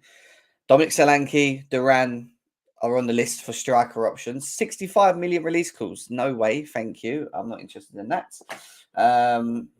Yeah, I don't know. Listen, things are going to change. That's the news at the moment. How do you guys feel about Duran or Solanke as being one of the striker options, is what Matt Law's saying here at the moment. Bro, I like Solanke, man. I've liked him from the academy, bro. Him and Tammy were getting serious numbers in there, bro. I like Solanke, but it's the thing about him is just the ceiling. You know, how much, like, in terms of like how better can he get? You know, that's the only thing. But in terms of finding the net, bro, this guy's a goal scorer, innit? And he can definitely link up play as well. He's good on the ball. And the profile, and he's quite physical. Is close to what you would want. Obviously, again, like I like Solanke too. I do like Solanke too. Obviously, he had the tough time at Liverpool and even Bournemouth. There's a couple of seasons at Bournemouth where it wasn't popping like that, but last year and a half, I'd say he's been good. But again, to be striker for Chelsea, it's like there's better options out there for me. And again, except obviously 65 million is absolutely no go. It wouldn't be that because we're not paying a release clause for Solanke. No way. And then obviously Duran, though, that's I mean, I laugh at that name every single time. Hell no. Like, I don't even want to get into all of that. Duran cannot see my football club ever in his life. Never. So, yeah. Casadei has attracted interest from overseas and could be allowed to leave Chelsea this summer. Matt Law. You're allowed to leave on loan. Yeah, cool. You can get more experience for sure. Definitely. He needs that. Well, we'll see what happens. Listen, there's a lot going on there. Go and check it out, guys. I'm not going to really go into it too much. It's just mainly on Duran, Solanke, and the potentials of Casadei. There's some other little bits and bobs in there. But we are going to tie up there because it's been a good show. 2 hours and 16 minutes on the live. 400 people in the building. Strong show again today. Appreciate it, guys. I appreciate you all being here as well. It massively showing us support. It's going in the right direction as well. So listen, we're going to keep you posted. Anything that comes up that's breaking that we need to talk about, we will go live. That's how it happens. And I've enjoyed today's show. Good show, man. I appreciate it. Couch, obviously Don's left as well. Josh, everyone. Been an interesting one, and I'm sure more interesting conversations to follow as always with our football club. So let's see how we get on. Take care of yourself, guys. See you soon. Enjoy the rest of your day. Peace, guys.